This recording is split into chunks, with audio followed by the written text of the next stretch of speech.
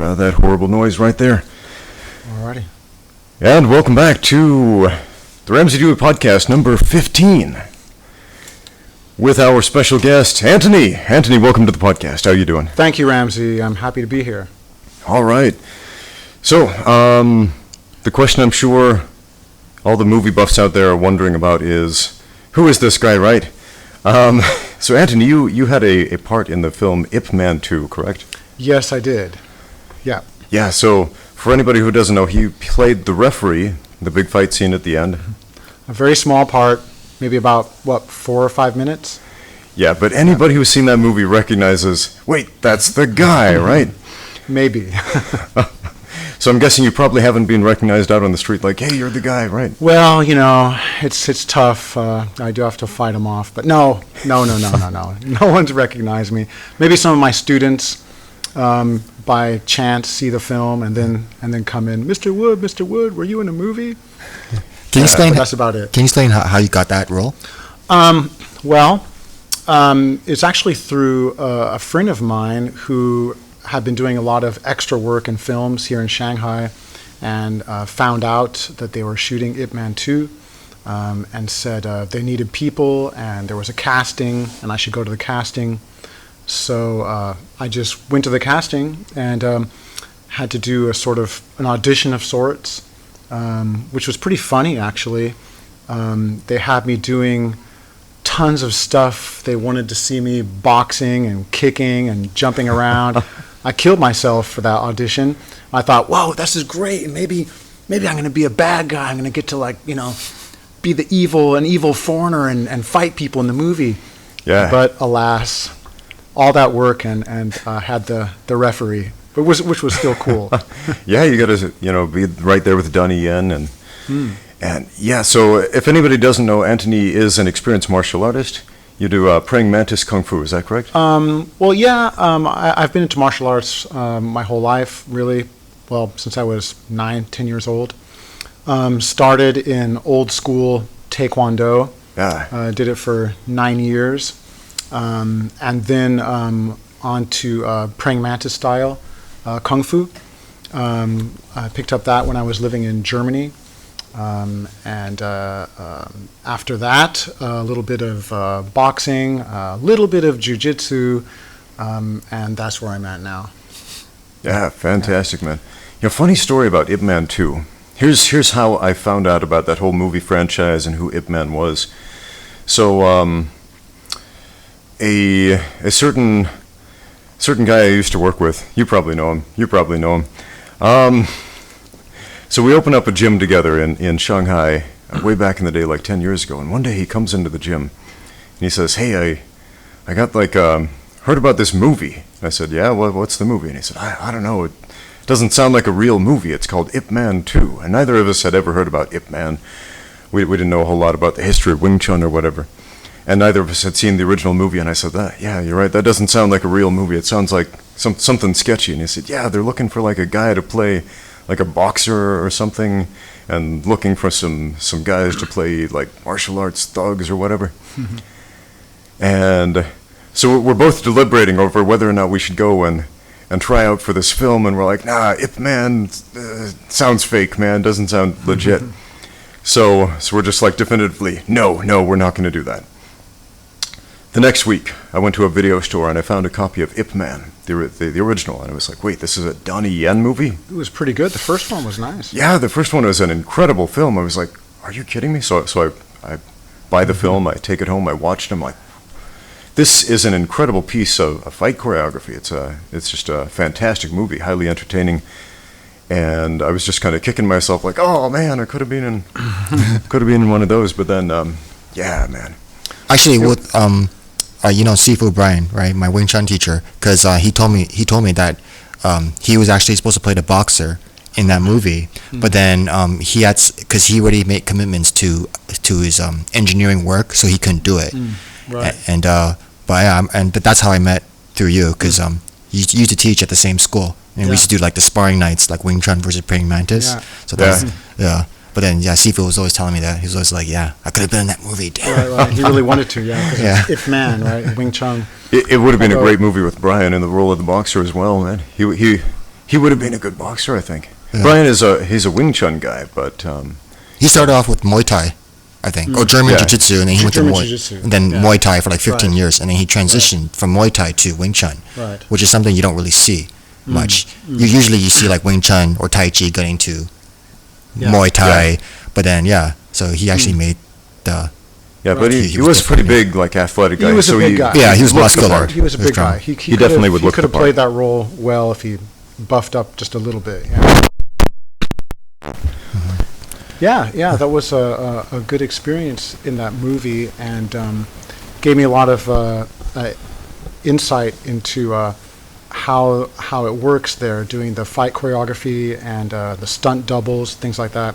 It was really fascinating. In fact, I realized that you watch that movie, but if you don't see Donnie Yen's face, it's not him.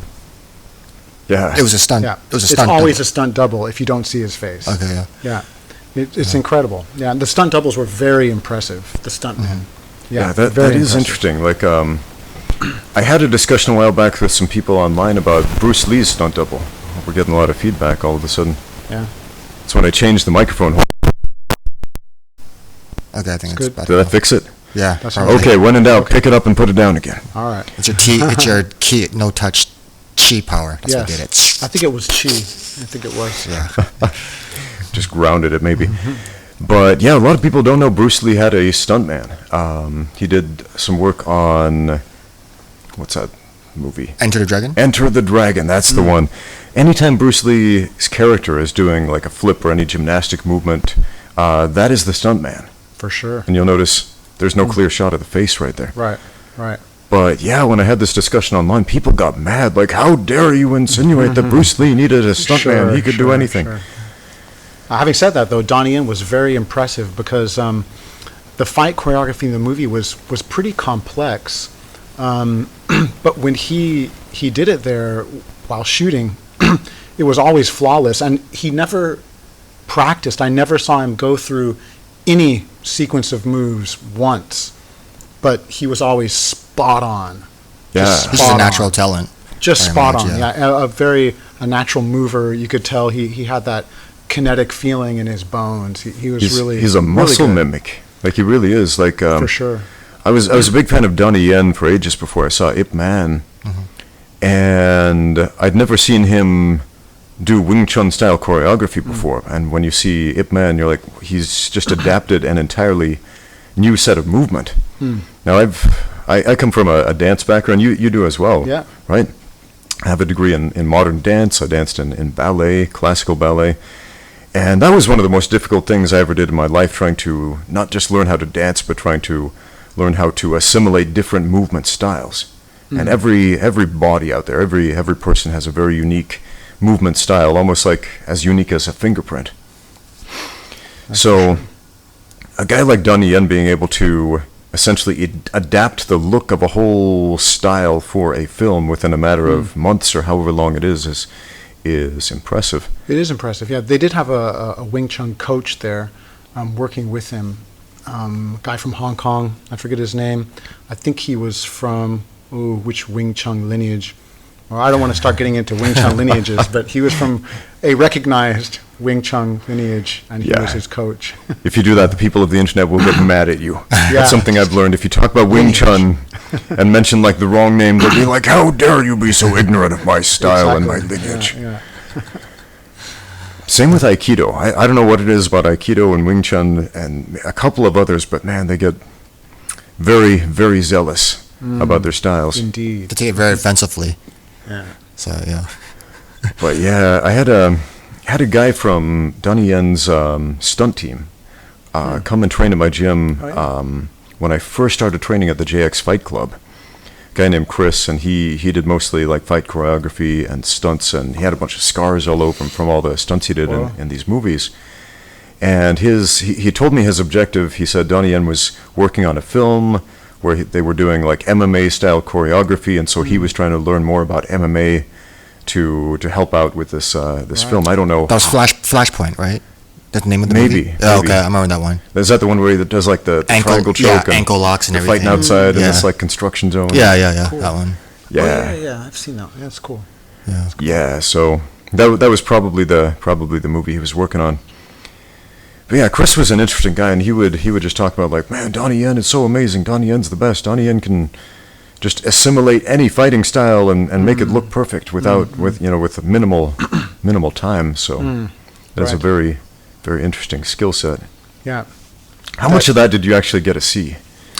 A lot. I mean, that job lasted 9 days, and just to film that scene. Long hours too. Was 9 days from 7 in the morning till past midnight every day. So that scene just shot from every angle possible, done millions of times. Yeah. Yeah. I know what that's like. A lot of waiting.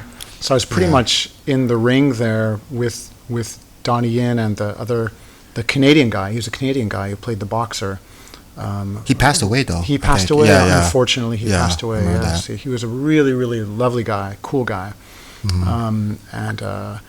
were pretty much there in the ring for 9 days straight, filming that thing. It was very, very interesting. Because I'm not sure if I told you this, but when the remake of RoboCop was being filmed, they were filming a lot of it in Toronto, and I remember there was that scene where, I'm not sure if you've seen that movie, where that's where he just became in his suit and he's aware and he goes into a factory and it's supposed to be in China. Well, anyways, because my friend who's an actor, and he said that they were looking for Asian actors, like Chinese looking or any Asian looking actors, because they were supposed to be in China. So I said, okay, I'll do it. And basically, if you watch the scene, it's only like 15 seconds, but it took like the whole day just to do it. They kept reshooting it. And you never told me you were in the RoboCop remake. But you don't see my face because I'm all the way at the back, right? And I'm wearing like a pink uniform. Aha. But how they did it though is that when you see when they were making it, there was only maybe like 50 people in the actual the studio. But when you watch the movie, they digitally like they made CGI to make it look like thousands of people. Yeah. But that scene only lasted like 15 seconds. It took the whole day. So most of the time it's just me reading a book, talking to my friend, just waiting. So it's like you and a crowd of other people multiplied. Yeah. So it's like 100 of you in the movie. Yeah. Well, that's probably like thousands probably in the movie. That's even better than a starring role, man. That is good. You're practically in the movie more than RoboCop. Because when I was watching it in theater, I was like, okay, this is the scene where I'm in, and I was like, I don't remember that many people there. I don't remember that, but that's what happens. Wow. That's the power of editing, you know. Yes. So. Yeah. This is blowing my mind. It's incredible. Jourdan Chow is in RoboCop. Yeah, 1,000 times. All my friends are movie stars, and I had no idea. It's the Clone Wars. The Clone Wars, yeah. Oh man. So Antony, we've talked a lot about Donnie Yen and this movie, but let's talk about you, man. Cool. Something that interests me a whole lot about martial arts, and something I get asked a lot when people find out about my background in dance, is people are shocked because they see martial arts and dance as being these diametrically opposed things. Right. Like you can't dance and do martial arts; it's impossible. Right. And yet there's such a long list of great martial artists who dance, like Kevin Lee in the UFC, for example, does ballet. Yeah. Jean-Claude Van Damme was a professional ballet dancer before he went on to become the European Edward Karate Villella Championship. was a professional boxer before he became principal dancer at New York City Ballet. Yeah, he can go both ways. Yeah. Chuck Liddell did dancing too. I remember he was in that TV show, the reality show, Dancing with the Stars. Yeah, I remember that. Right. Yeah. Dance certainly has a lot of parallels to martial arts in terms of movement method, body method. Lots of things about dance can help martial arts and vice versa. I agree. I mean, I was a martial artist before I got into dance, and that helped me immensely to build my kinetic awareness, my flexibility, athleticism, ability to pick up movements quickly. Yeah. Although I have to say, dance, especially classical ballet, is very difficult. Probably the most difficult physical thing I've ever done.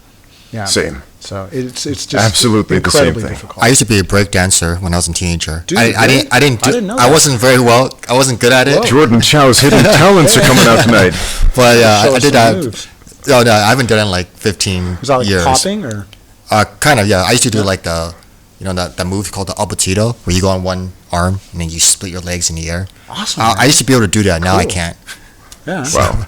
Jordan, you realize now we're going to have to do like a RoboCop self-defense parody where you break dance. Well, yeah, certainly I think a dance can help martial arts in that it can help you expand your movement vocabulary and Sure. your body awareness. I think that's like what people are starting to discover with people like what's his name, Ido Portal, Yeah. the movement coach, yeah. doing not seeing movement as being stuck to one particular sport or discipline, but seeing movement in a holistic way Yeah. that can help then the practice of any discipline. What's so interesting about Ido Portal to me, when Conor McGregor first started becoming famous and everybody was like, how do you train? He was like, I train with this guy, Ido Portal, and I started watching him and all these drills he had Conor do, and I thought, that's exactly what we were doing as like warm-ups in modern dance Right. technique class. Yeah, exactly. Yeah. Yeah. And no difference. Just getting used to moving in your body, Yeah. being comfortable even some moving of all the- these different yeah. ways. Sorry. No, that's all right. I was going to say, because I know like quite a few actors, like Christian Bale, I think like to prepare his role for Batman, he also had to learn some kind of dancing, simply because it's like the movement type of thing. And that's why I noticed, like when at jiu-jitsu, for example, a lot of people, whenever I meet someone who's like a dancer and it's their first day, they're just really good at it. Like they're good at moving, and Pick up 'cause- movements quickly. Yeah. Simply because it's like the whole mentality, or the whole like you basically you train yourself for many years. Yeah, on, and like, I'll tell you why. awareness. I'll tell you exactly why. I mean, this is what... Oh, we're getting the static again. Okay. Yeah. I think I just needed to ground myself. What's happening here? It's too much But I'll chi. tell you exactly why dancers can do that with martial arts. So, for my dance degree, every step along the way, we had to audition for everything. And here's how the auditions would go. You go into a room, there are like 100, 200 people there. They are all competing for the same spot. They show you a movement series. Yeah, They show maybe- you some maybe a couple choreography. counts of 8. Yeah, that you gotta have to pick it learn. up like that. They show it to you once or twice. You get to maybe mark it through once or twice. And then you have to perform it. And these can be very complex pieces of choreography, complex pieces of movement. And if you can't perform it, and perform it well, and perform it with...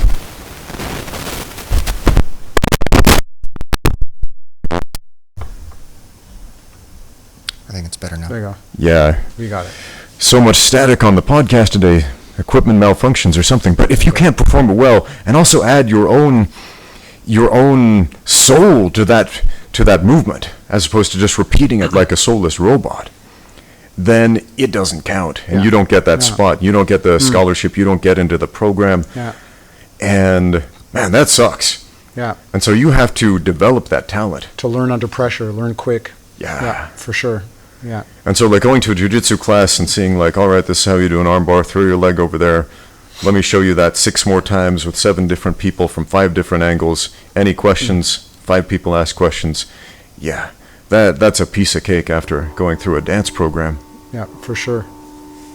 That's the time. Oh, Okay. The bell tolls for the, yes. Wasn't like a fire alarm or something. No, it's not a fire alarm. That's just a Yeah. school clock. But you think dancing can also work with like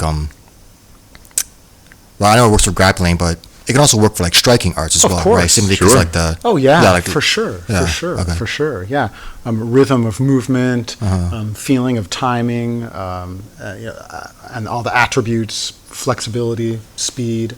Sure. Yeah, it was a great help for me.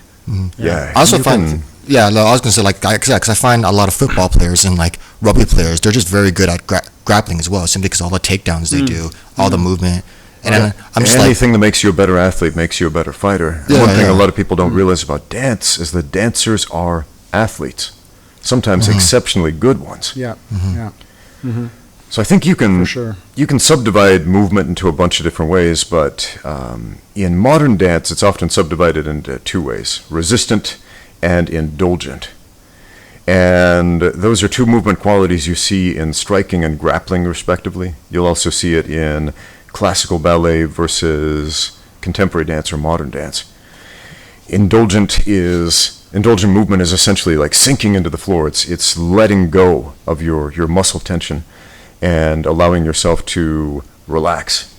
Release. Yes, release. And then the resistant movement quality is it's like stand-up fighting. It's like ballet, where we resist gravity, where we get rigid at certain points. Not moving around like a stick or a statue, but fighting gravity, if you will, which is what we're doing all the time just to stay upright. So using strength intelligently. Well, yeah, efficiently. Yeah, efficiently too. Yeah, right. Absolutely. For me, doing both modern dance and ballet, having a strong understanding of the contrast between those movement styles, that was a huge help for me. Learning grappling specifically. Again, because my first martial arts were all striking arts: taekwondo, Shotokan, karate, capoeira. All of this striking. Yeah. So, correct me if I'm wrong. You come from predominantly a stand-up martial art tradition? Predominantly stand-up. Yeah. Right. Yeah. And right now you're moving more and more into grappling because it's so fun. Yeah. But predominantly stand-up. So that transition from like the stand-up, the stand-up styles moving toward the more indulgent grappling styles, if you will. What's that like for you? Well, for me,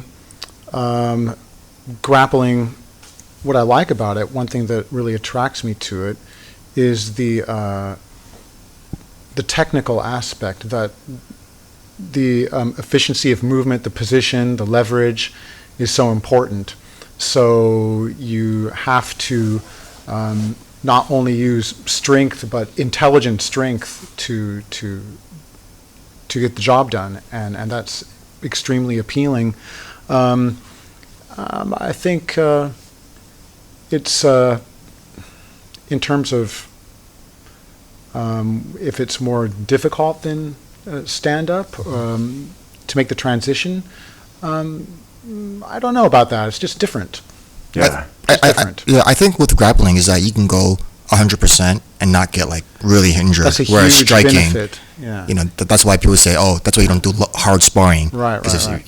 Yeah. Sure. That's why you got to do light sparring. Right. Although nowadays people understand more and more that light sparring is the way to go. Yeah. Hard sparring is actually not as beneficial. Yeah. Exactly. Over Yeah. the long run. It's like what you said with Jawad, the Muay Thai teacher. Yeah. He said like there's no point in hard sparring. Yeah. Because if you break your opponent, who are you going to spar next?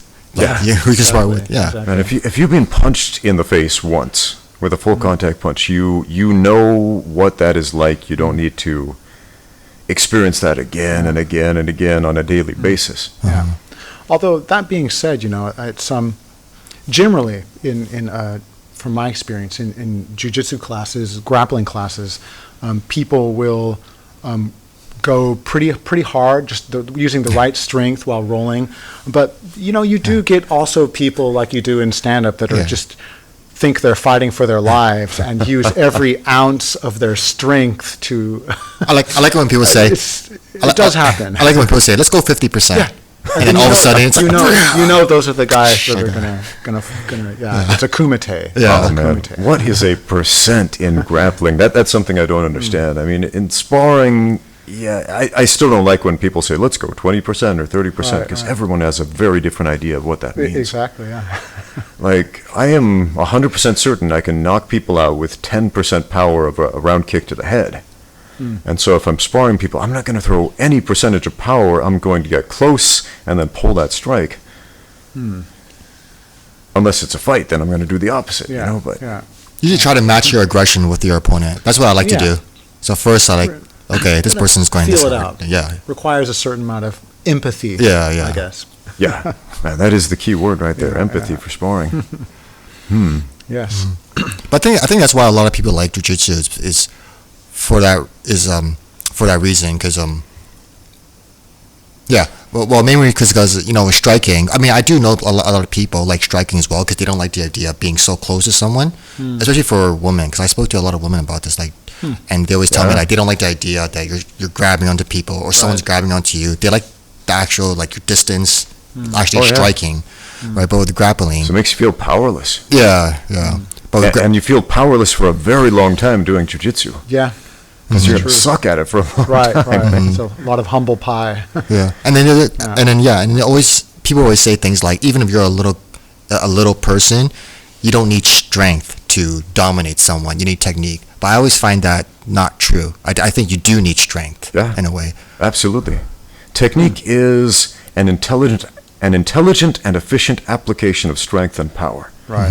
And that's where I think a lot of well-intentioned martial artists get their explanation wrong, because they will advertise this martial art requires no strength, requires no power, can allow a wimp to beat up a big tough guy. And, Right. that's not how it works. Yeah, exactly. Yeah, like Ned, for example. Remember Ned Horsey? Yeah. So he did two podcasts with you. Yeah. And he's a big muscle, he's curl bro. I remember that, Yes. right? Curl bro. And every time he's in a jiu-jitsu class, he's just so strong. He just gets in a headlock and he really cranks at people. Yeah. Ned spent several years doing nothing but Just too strong. powerlifting. Yeah. And then he showed up to the MMA class a couple of times and just lambasted a few people. Yeah. And he knows very little technique, but he's just so strong and heavy that it's hard for Sure. people to Yeah. escape him Right. or yeah. How would he fare against someone equally and strong as heavy as he, who had technique? Yeah, that's a good point. Yeah, not too well. If you have two guys who are equal in size and strength, and one is just way better technically than the other, the technical No, guy's gonna strength win does that. count. Strength does count. I It think does count. a good technique, though, will be one that doesn't just require strength. Exactly. Yeah. Like I Has said, to it is require an efficiency and position, Mhm, yeah. and should allow the guy to dominate over someone of equal strength. yeah, Whoops, for sure. What just happened? Did we just? Can you? I can. know. Okay, yeah. That's good. So, but sorry, what I was going to say is that one reason why I think jiu-jitsu is more popular than catch wrestling is because I was talking to Antonio about this, Grassiful, and he was saying how, because wrestling, you're always standing, you're always trying to get top position, you don't want to be pinned. So it's very tiring. So how come, but, wrestling is just much more important than, for him, in my opinion, than BJJ, especially for MMA, because the fact that you always want to be top, you never want to be on your back. But how come more people are doing jiu-jitsu than wrestling? It's because wrestling is just so tiring, it's more aggressive, whereas It is. jiu-jitsu is more chilling. Right. I mean, jiu-jitsu is tiring too, but the fact that you can at least lie on your back, submit people. Right. Yeah. Right. To be a good wrestler, you have to be a good athlete, and that's not true of jiu-jitsu. And a lot of jiu-jitsu people will be offended hearing that. They'll think, well, I'm a good athlete. And sure, but you don't have to be a great athlete to be a great jiu-jitsu practitioner. And there are plenty of examples out there. Take, for example, I'm going to make people mad if I start dropping names and say this guy is not a great athlete and start listing world champions. But they are out there, little skinny nerds who are great jiu-jitsu champions, who in contests of strength and athleticism would just get destroyed by superior athletes. Not talking about jiu-jitsu, just, contests of how much weight can you push, how much weight can you pull, how fast can you run, that kind of thing. That's why in my opinion, that's why catch wrestling is just not as popular as jiu-jitsu all over the world. It's simply for that reason. I mean, in my opinion, of course, people have different opinions, but Well, not everyone's willing to put in the work to be a great athlete. yeah. Tiring, things like that. Not everybody has that will to be like, oh, I'm going to beat this. I'm going to do a backflip off the wall or something like that, right? Yeah. Ah.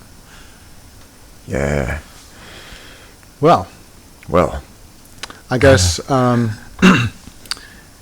in martial arts, you have to strive to have the best combination for your own personal lifestyle, body, the best combination of strength, agility, technique, and that's all you can strive for. Yeah, absolutely. Anthony, got a question for you. What first interested you in kung fu? Back when I was a kid, like so many kids we used to watch all the, kungfu theater came on. What was it, Saturday mornings or Sunday mornings? All those old Hong Kong movies, Bruce Lee movies, typical story. Yeah. So with my twin brother, identical twin brother Sean, we used to go out after watching these movies and try out the techniques on each other, fight around the house, fight around the garden. And then my parents started looking for a martial arts school to put us in so we didn't destroy the house. Yeah. Taekwondo was your first? Well, we would have went to a kung fu gym, but there wasn't any. Back then in New Mexico, there was karate or taekwondo. Yeah. Yeah, pretty much. Okay. I think there was some kickboxing, but not a lot of people knew about it. Yeah, it was pretty low key. I think back at the time, that's when karate, taekwondo was more popular. Yeah. A lot of people didn't know what jiu-jitsu this was or kickboxing, this was like, dare I say, late 70s, early 80s. So, but luckily enough, the taekwondo school that I went to was, I say, old school in that it didn't resemble Olympic taekwondo in any form. Oh yeah. So taekwondo back then was way different than it is today. We learned some kicks, we learned some punches, and we sparred. And we just sparred and sparred That's and sparred. Good. So it's very practical. And when they said wear protection, that was the thin. Oh yeah, I remember that. Thin one, there was no protection at all. It was just something to wrap over your hands. Yeah. There weren't even gloves almost. It was like it was like cardboard almost exactly. like that with foam. But it was a good experience to toughen us up. Lots of sparring. I mean, with the instructors, they used to. The drill was, we take class, we do all the jiba and gong, the warm up, and partner exercises, and then we'd line up along the wall, and the instructor would stand in the middle. And he'd spar each of us, one after the other, right down the line. Like a Shark Tank. Yeah. Almost. And that was sparring. We had to fight against the instructor all the time. Okay. Yeah. And Sounds kind of awesome. It was awesome, It was awesome. We got our butts kicked. Yeah, something a lot good. of people don't know about Taekwondo today because of how it's represented in the Olympics and how it's represented at strip mall dojongs and so on. A sport. Yeah, is It that turns like a sport. Taekwondo actually used to be a pretty badass martial art. And you can see videos of like old 1950s to 1960s Taekwondo fights. You can watch those on YouTube. Like after Taekwondo was officially like formed as a sport before it became an Olympic sport. And originally it had very few rules. It was full contact, bare knuckle, more suggestions than actual rules. And it was more of the culture that surrounding the sport of Taekwondo that what's the word I'm looking for? Connected. Yeah, that allowed us to see all the kicks and punches and made it look Exposed. like Taekwondo, for Okay, example, okay. as opposed to like take for example combat karate. You guys heard about that? Yeah. The Combat Karate League, and it's a very strict set of rules to ensure that it looks like karate instead of boxing or MMA or something like that. Okay, right. Very similar to how when American kickboxing started way back in the day, they had a certain number of kicks above the belt you had to throw every round to make sure it looked like kickboxing right. instead of just boxing. Right. But again, if you look at the old school Taekwondo fights from back in the day, and I'm calling them fights rather than matches, they were genuine fights, but they looked like martial arts. They didn't look like grappling. They didn't look like MMA. They didn't look like anything but Taekwondo. So what do you think happened eventually throughout the years? Is it because it just became more popular that there were more gyms opening up? That's what led to like dojos. I think the first big thing is it became an Olympic sport. Right. And with the Olympic sport, they kind of dumbed down the rules, added all the equipment, no punches to the head, no grappling, etc. They softened it, I guess, or something like that. Yeah. The emphasis on points. Yeah. Of course. Yeah. And it's the same reason why I'm kind of opposed to the idea of getting MMA in the Olympics. I know a lot of people are excited about this right now. Let's have MMA in the Olympics. And I'm like, no, don't touch the sport that I love. You will destroy it. Because the same thing happened to judo. I mean, if you watched judo before 1983, it was amazing. You could do all the wrestling moves, double legs, single legs, ground fighting went on forever. it was fantastic. It was like Brazilian Jiu-Jitsu, but nobody pulled guard, and it was cool. Oh, cool.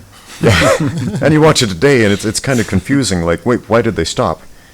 And yeah, like no attacking the legs, etc. Right. But it changed a lot when it became an Olympic sport. Probably the So- same for karate as well, maybe.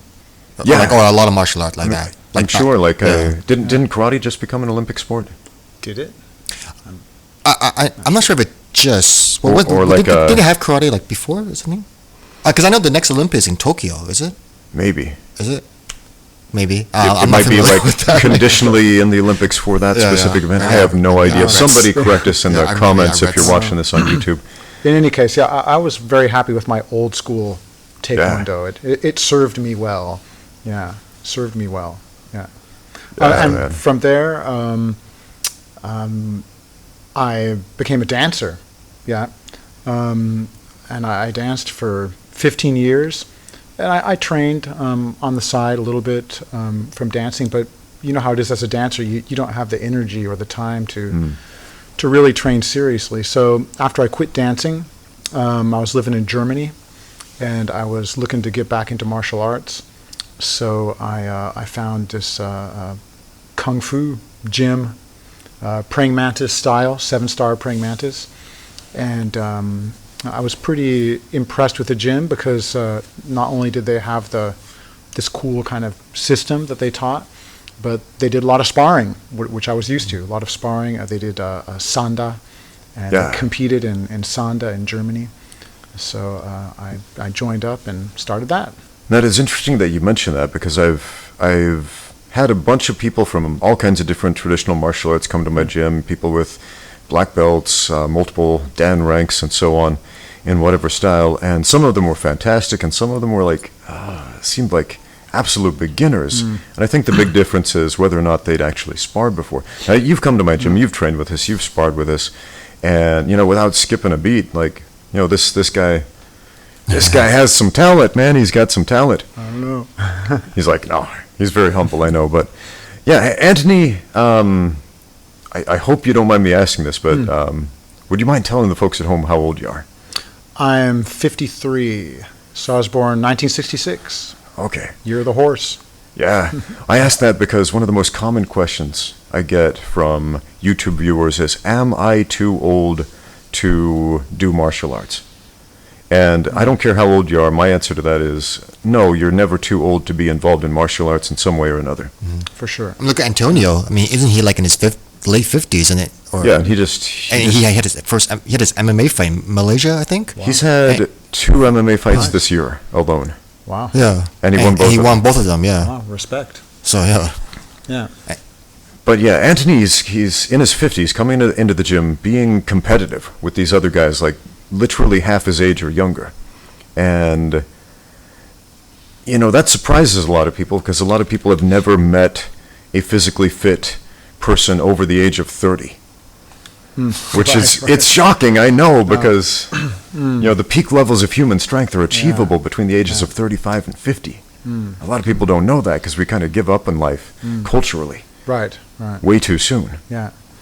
Yeah. No, I agree. People do give up way too soon. I think I think the reason why maybe I say give up is because usually at that age, that's when they get married or that's when they start focusing on their career and kids. So maybe that's when they kind of devote more time to that and less time to training. I think there's a big mindset, though, that people really say to themselves, and you hear people say things like this, that, oh, yeah, I'm at my age, and they're only 30, I got the spare tire, or the dad bod. Back in my day, I'm married and now I didn't can have a dad Facebook. bod, I mean, everybody here is married, by the way, just so you know. With kids. With kids. Except Except me, no. Jordan's Start. married without Start. kids. But yeah, no dad bods present. So, yeah, what would you say, Antony, to all those folks, in their 20s, in their 30s, even in their 40s or 50s or older, saying, am I too old to train in martial arts? Well, no, of course not is the obvious answer. No, of course not. Everyone can start training. You can start training no matter how old you are. Obviously, you have to pace yourself when you're just getting into it. But the main thing is to start moving, to do it, just to start doing it, and bring movement and training into your daily routine. And after a while, you find that you love it, and you can't do without it, and it's part of a healthy lifestyle. Yeah. Movement has got to be in your lifestyle to be healthy. I think I'm a firm believer in that.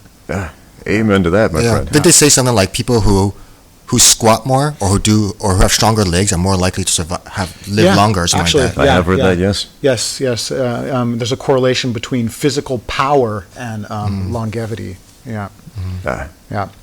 Obviously, I mean, when you have strong hip flexors and strong knees, then you're less likely to, when you're old, fall down and hurt yourself, and break a hip and things like that. So don't skip leg day. Okay, No, leg day is very don't important. skip leg day. Yeah, man, squats and deadlifts, just so you know, those compound lifts, The king of it's not just about legs. I mean, that is a full body movement. If you have hundreds of pounds of weight on your back, or up front in a front rack, if you're doing a front squat or a zercher or whatever, that is being borne not just by your legs, but by your whole system, by your whole body.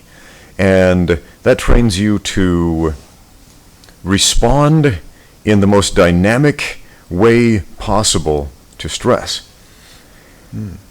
And I got heavily into squats a few years ago. Heavily into squats and deadlifts and lifting heavy, which is something I didn't do when I was fighting professionally.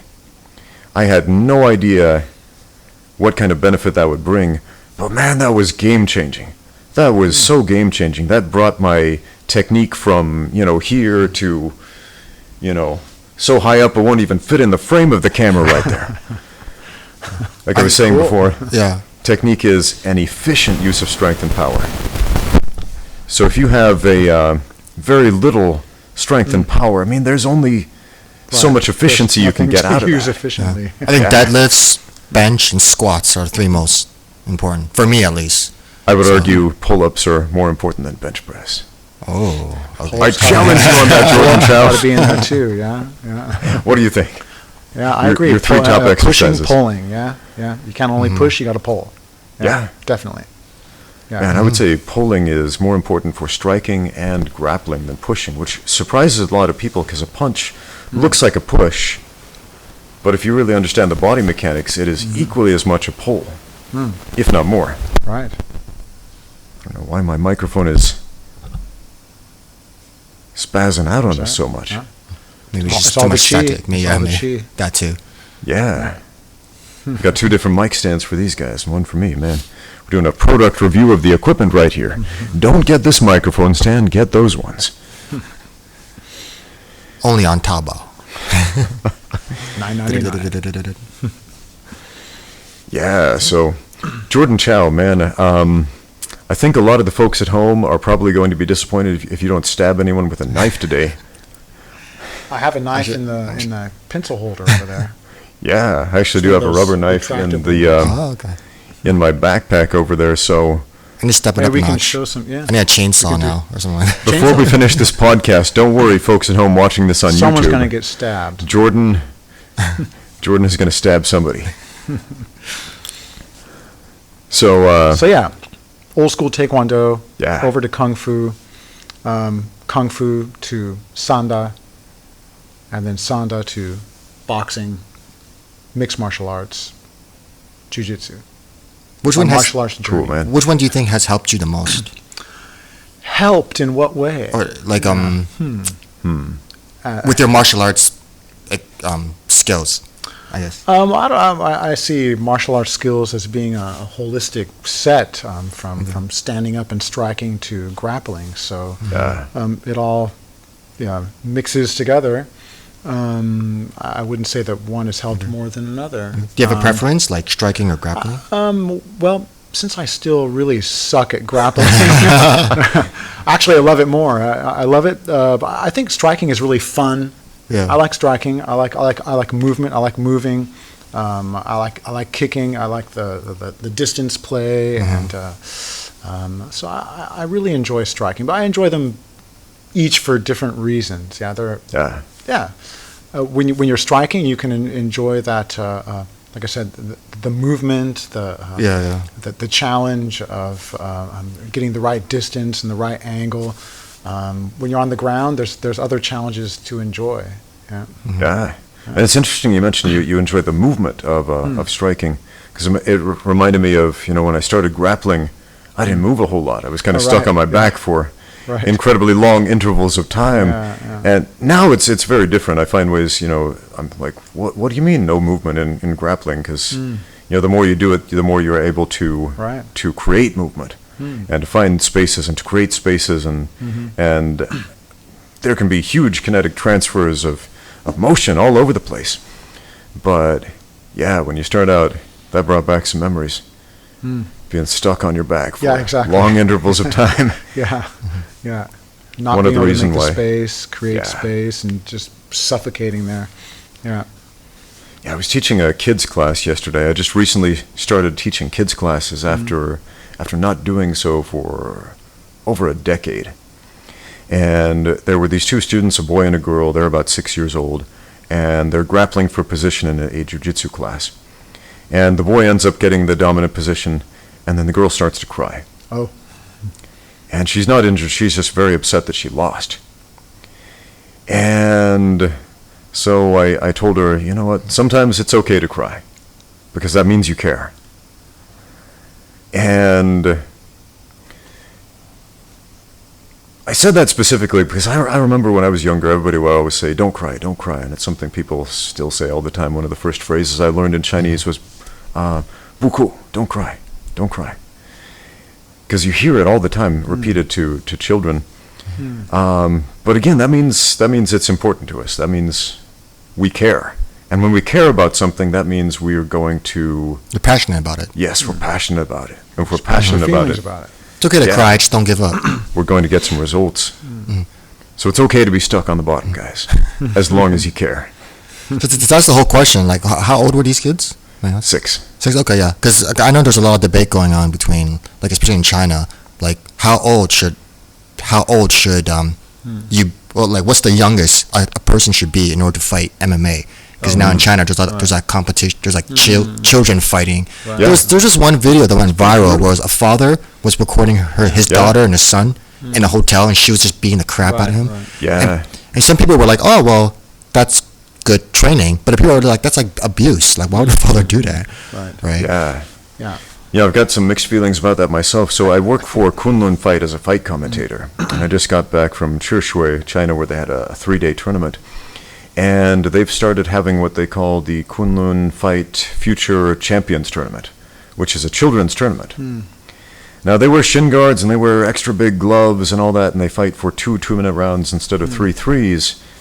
But they're fighting, and it's full contact kickboxing. How old are they? They're between the ages of 10 and 12. So they're young. Elementary, yeah.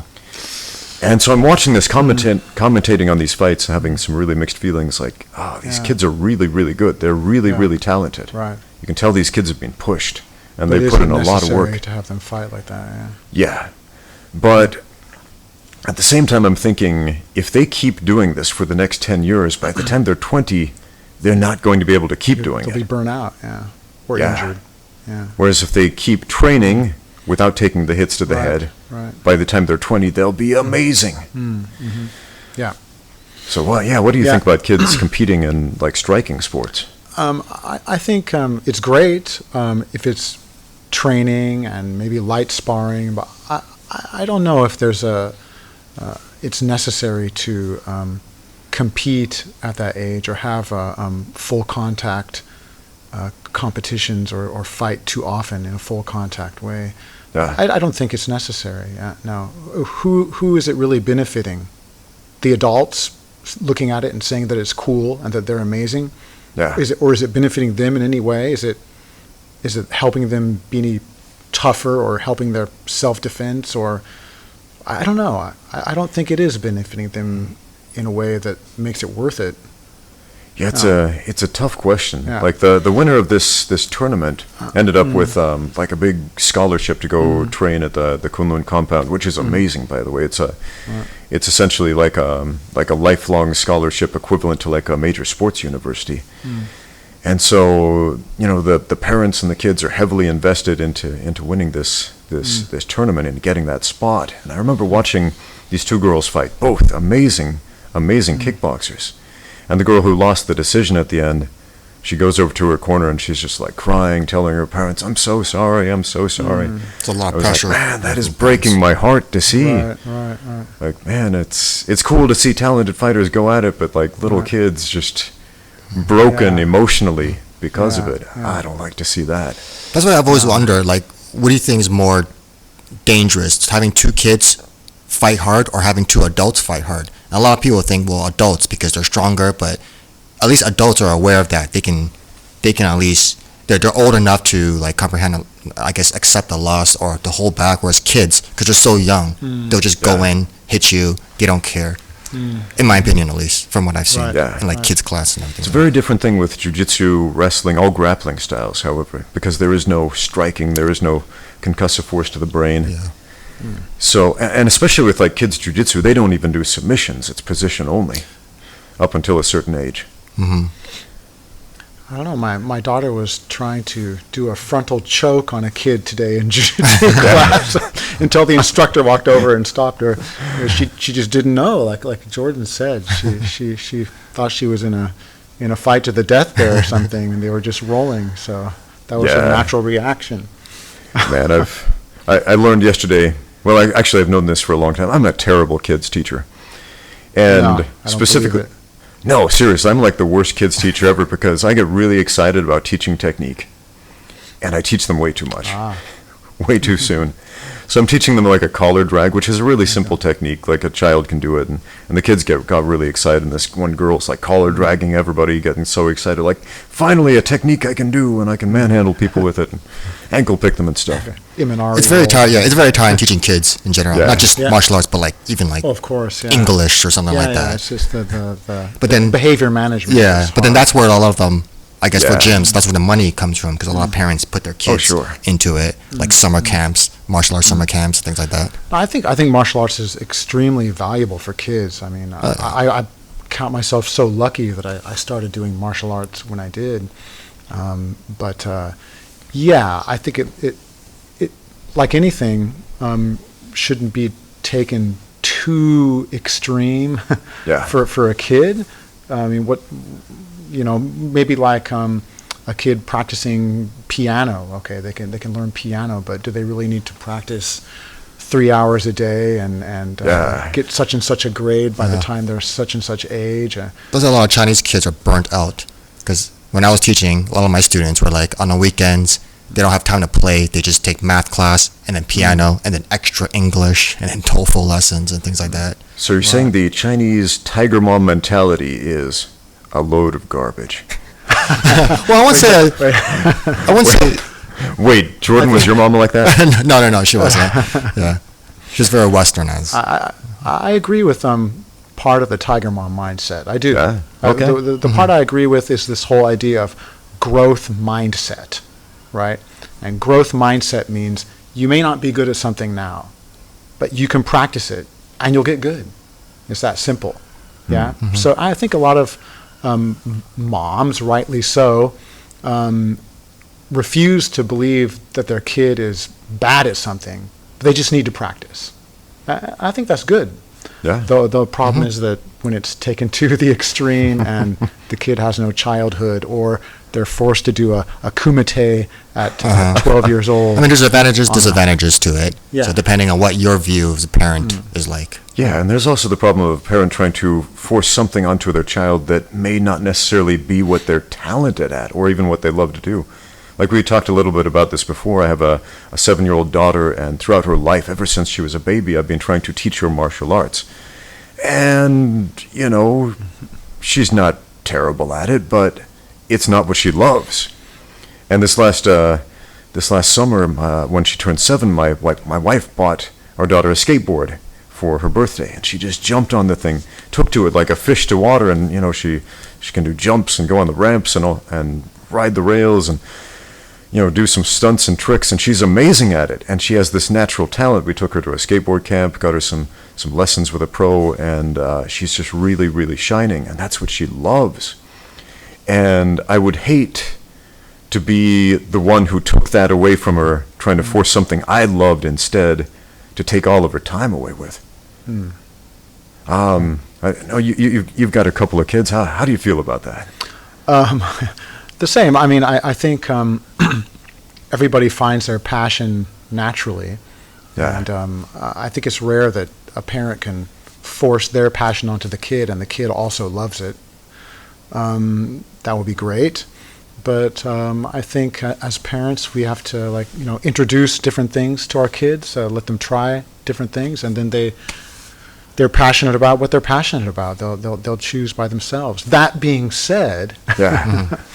as a dad and a martial artist, I think it's important for kids to learn martial arts. I would highly recommend that kids all train martial arts. And being a father of two girls, I say, well, especially girls, I want my girls to have experience in martial arts, and they will. They will, and they should, so that they can defend themselves. I really, really want them to train grappling, train striking, and have a good foundation when they're older. Here at the school where I work at here at Wellington College, they have a well-being course. Yeah. And it's a really cool thing, I think, to have in a school to teach kids how to live healthy lives, how to be happy, to reflect on their well-being. And I think that martial arts should actually be part of that. Yeah. So I think everybody, not only has a responsibility, maybe, I don't know, could argue this, but responsibility to reflect on themselves and to grow intellectually, socially, maybe spiritually, physically. Sure. And that being said, I think it's also a person's responsibility to learn how to protect themselves, to learn how to deal with conflict and violence. And it's not easy to do or to talk about also with kids sometimes, but I think it's very, very important.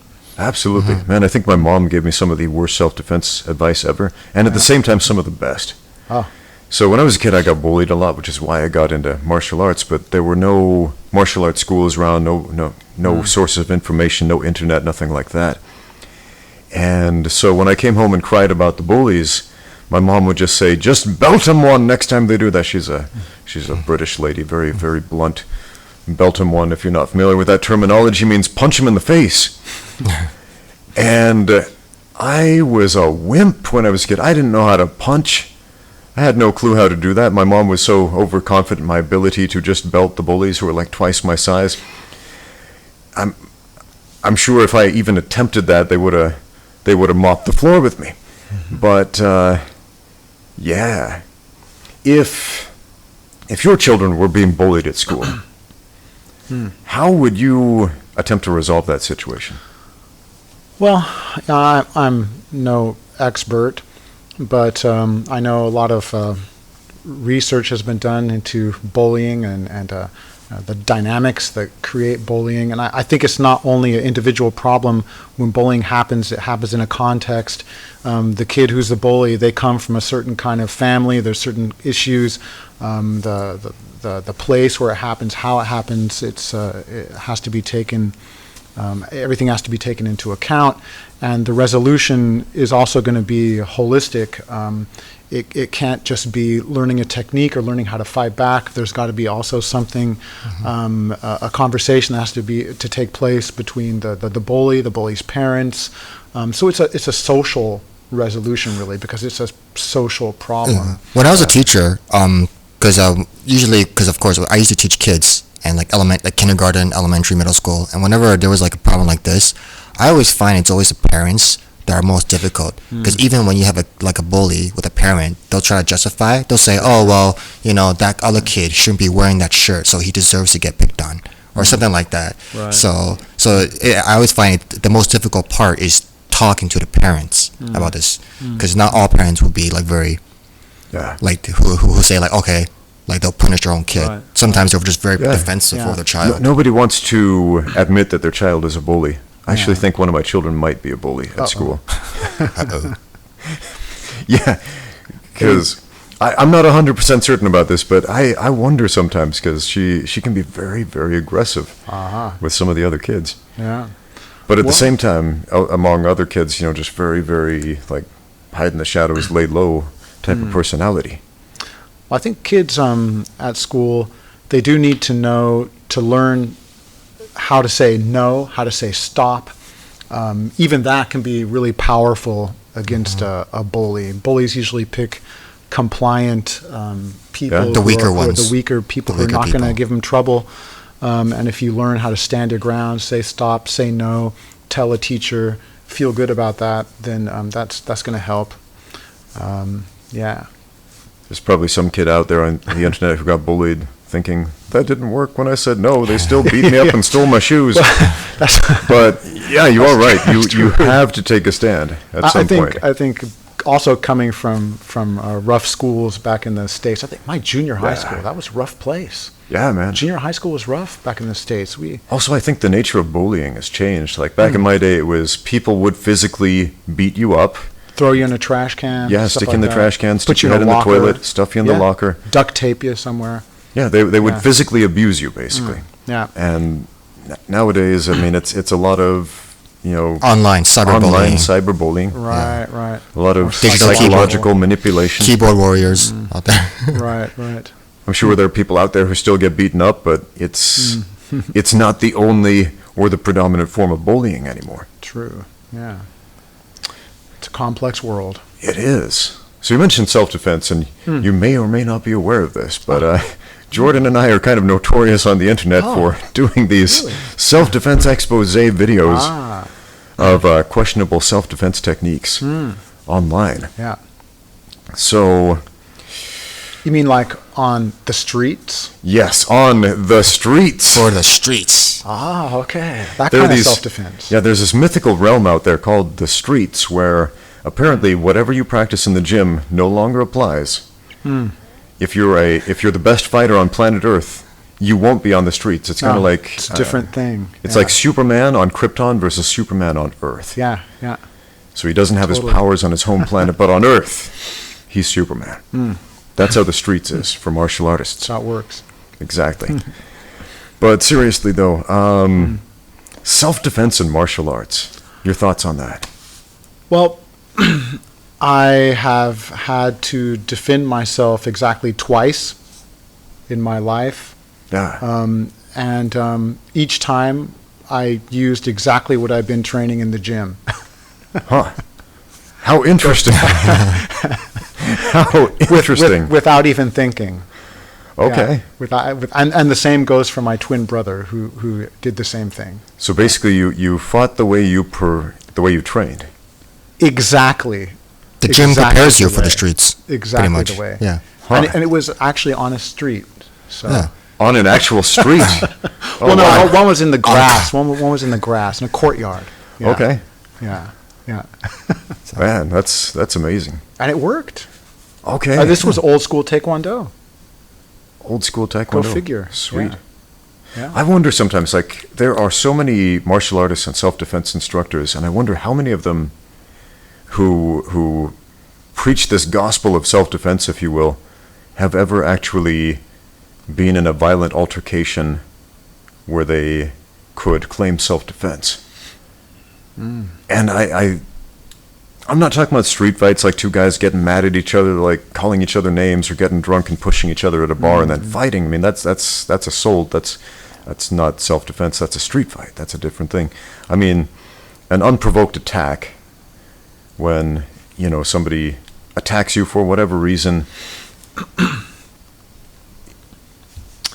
Yeah. I mean, it's violent. When someone attacks you, it's violent. Yeah.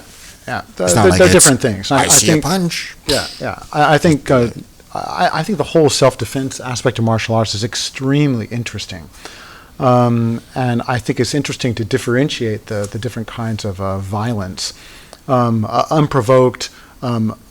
Predatory assault, predatory in the sense of someone wants your money, someone wants to do you harm, to get something from you, is a totally different thing from the monkey dance that happens. That's just a form of social one-uppance, which is the stand-up, hands-up fight on the street.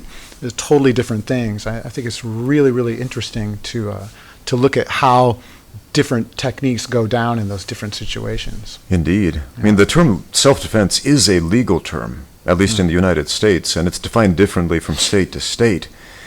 So it's essentially the ability to legally claim the legitimate use of violence in certain situations that would otherwise be illegal. So I get asked a lot because I'm very outspoken about the self-defense industry. Not individuals who teach martial arts as self-defense, or not individual, well, I am pretty critical about some individual self-defense instructors, but we'll get into that in a bit. But I'm very critical about the industry because I say it's a fear-mongering industry. It's people who run a business based on other people being afraid or having an irrational fear of something that will probably not happen. Right. And they feed that fear in order to get them coming back. So the last self-defense video we made, for example, it was like, can you karate chop a knife out of somebody's hand, basically. And the original video is this situation. A guy comes up with a knife. He comes up to this girl, says, give me your wallet. I want your money. And instead of giving the guy the money, she karate chops him and then does this series of strikes and incapacitates him. Okay? And when I suggested, just give your money to the mugger and walk away alive without stab wounds, and you'll be fine. Because this has happened to me. I mean, I've been mugged 6 times in my life. I used to live in Argentina. I did some missionary work down there in the 90s, lived there for several years in some very violent slums. They called them villas de miseria. It means villages of misery in Spanish. Wow. What year were you in Argentina? 1997 to 1999. Okay. I was in Chile in 1990. Yeah? 91, yeah. Oh, wow. Anyway. Man. Southern South America is a fascinating place. It is. But yeah, if you're not familiar with what that's like and you want to know more about it, I mean, there's this Brazilian movie, City of God, Cidade de Deus. Yeah. That's a pretty good depiction of South American slum life. I mean, it is violent, it is horrific in a lot of ways. So I was in the middle of that, and I got mugged a lot. You know, guys with knives and guns and all this stuff, and they wanted one thing. They wanted my money. And the one self-defense technique I used with 100% success against muggers was to give them what they asked for and walk away alive. So I told this story on this video the other day, and I got this response, and I've received this response many times before in other videos where I say the same kind of thing, which is, well, what if they want to like take your wife and your daughter and rape them and do all this stuff and reenact the plot of the movie Taken with Liam Neeson? That's a straw man argument. That's a different situation. We're talking about muggers here. I mean, your life is more important than your wallet, so just give it to them. Because if they wanted to kill you, they would have killed you, right? They would have just shot you or stabbed you. I actually had a guy arguing with me the other day saying, no, my wallet is more important than my life, and I would fight to the death for it. Wow. Being 100% serious. Wow. Wow, indeed. Interesting. I mean, there are some videos on YouTube where you see someone actually fighting the mugger with a knife or a gun, and sometimes they do win. There's like a knockout punch, but I mean, Rarely. yeah, I mean, like there's always that risk. Like, do you really want to go that far? And because nobody can predict the future, and you just have to hope you won't get killed or harmed anyway. Right. And that is such a risky thing. Like, Antony, you've sparred a bunch of times. I mean, how many times have you sparred and not been touched once by your opponent? 0. Yeah, that's been the case with me. I did have one professional fight where I finished without taking any significant strikes. The guy did take me down. I pulled guard and managed to strangle him. But, I felt really good. Like, wow, that's amazing. That's never happened before and never happened since. Every other fight, every other sparring session I've ever had, I always took hits. Always. You always get touched. Now, imagine a guy who doesn't even have to touch you with any power. He's got a knife. All he has to do is like flick that thing on your skin and you're bleeding all over. I mean, if you understand the reality of what sparring is like, and then put a knife in that guy's hand, I mean, why would you want to confront an attacker like that? It makes zero sense to me. Yeah. Just takes one just one move to end your life, or at least injure you permanently, like a serious injury. Yeah. Indeed. So, since you're the local resident kung fu expert, maybe I should just hold this thing. No. Okay. Definitely not. Kung fu has come under a lot of public scrutiny lately. Like, especially here in China, there's been so many videos on Chinese social media, like Shu Shoudong's escapades in the world of beating up guys who don't know how to fight. And a lot of people in the West are now saying very, very confidently, Kung Fu sucks. It always has, it always will. Yeah, exactly, yeah. Being someone who's invested a lot of time, a substantial, a meaningful percentage of your life training in Kung Fu, how does that make you feel? It's sad. I mean, that the way Kung Fu is practiced leads to, practitioners getting beat up. Yeah. That's pretty sad because in most traditional Kung Fu styles, everything you need is there, right? I mean, for God's sakes, yeah? Strikes, elbows, knees, throws, joint locks even. Just loads of great stuff is there, just like in most martial arts. But if you don't practice it the right way against a resisting opponent, if you don't spar, if you don't learn how to use this stuff, then and do it regularly, then you're not going to be able to do it. And that's the thing that's the thing with a lot of Wing Chun schools is they don't spar, or if they spar, they do it very Or they spar poorly. only with other Wing Chun. Yeah. Like there's this one Wing Chun school I went to back in Toronto, and I remember like I was just there for I was just trying out for like the the free trials, and I remember we were doing drills, and they kept telling me I was being too much like a boxer. I need to be more Wing Chun. Well, of course, I'm a nice guy. I'm a nice person, right? I didn't say, well, in the streets, And then Jourdan pulled out his knife and stabbed everyone. I stabbed everyone, yeah. So, of course, I complied. But, I mean, I didn't go back there afterwards. It's really too bad. I think having done a lot of Kung Fu here in China, I think from my experience, and I could be wrong, but the Kung Fu that I've practiced abroad in America or in Europe has been much more serious in terms of the fighting aspect than the people I've trained with here in China. That is interesting. Yeah, and I think maybe it has something to do with the culture surrounding Kung Fu here. Super respect for the teachers, and maybe that leads to not a lot of contact because people don't want to lose face or something. Sure. It doesn't need to be that way. It's just really too bad. And not everyone trains that way. A lot of people do train with contact, but unless people start doing that again and really focus on the martial aspect, then traditional Chinese martial arts will just not pull themselves out of this bad rep that they now have. I think one thing about traditional martial arts is that, because as I said before, fighting changes over time, and you have to adapt to it. Like, I'm pretty sure jiu-jitsu now wasn't the same 50 years ago, just like kickboxing. It wasn't the same 10 years ago, man. Yeah, so it evolves. It wasn't the same yesterday. And basically that's the thing. So I think traditional martial arts, it needs to adapt to it. But the thing is, every time every time it's like revolutionized or something like that. When it becomes new, it gets criticized. Oh, that's not real kung fu because it's not traditional. Well, the thing is, the overwhelming amount, in my experience, of kung fu masters, people that train here that I've seen, they just don't spar. Yeah. They just don't fight. They just don't do it. There's no progression from the solo drill to the two-man drill application to the drill against partial resistance to full resistance. This just doesn't exist. It just doesn't. It's a big mystery to me as why it doesn't. It just doesn't make any sense. That's what a lot of people are saying when Xu Xiaodong fights those that Wing Chun guy or Tai Chi guys, is because they don't spar.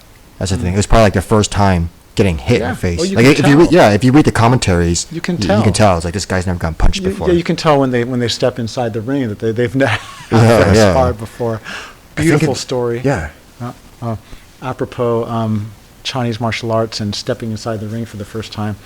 So I was in Germany at a Sanda tournament in Munich, and really beautiful good story there. Really high-level Sanda practitioners there. And I was waiting for my fight, and I was sitting next to this British guy who had come over. And he was interesting. He was doing the Tai Chi, because this was Sanda, and this was also forms. So it was, the first half of the day was forms, and then it was fighting the second half of the day, which is kind of cool. So this guy is sitting next to me, and he has this Tai Chi uniform on. It's like, hey, you're doing Tai Chi on Sanda. That's cool. And he proceeded to talk my ear off. And his teachers that were jumping Chi and standing in Mabu for 2 hours. It was really great. And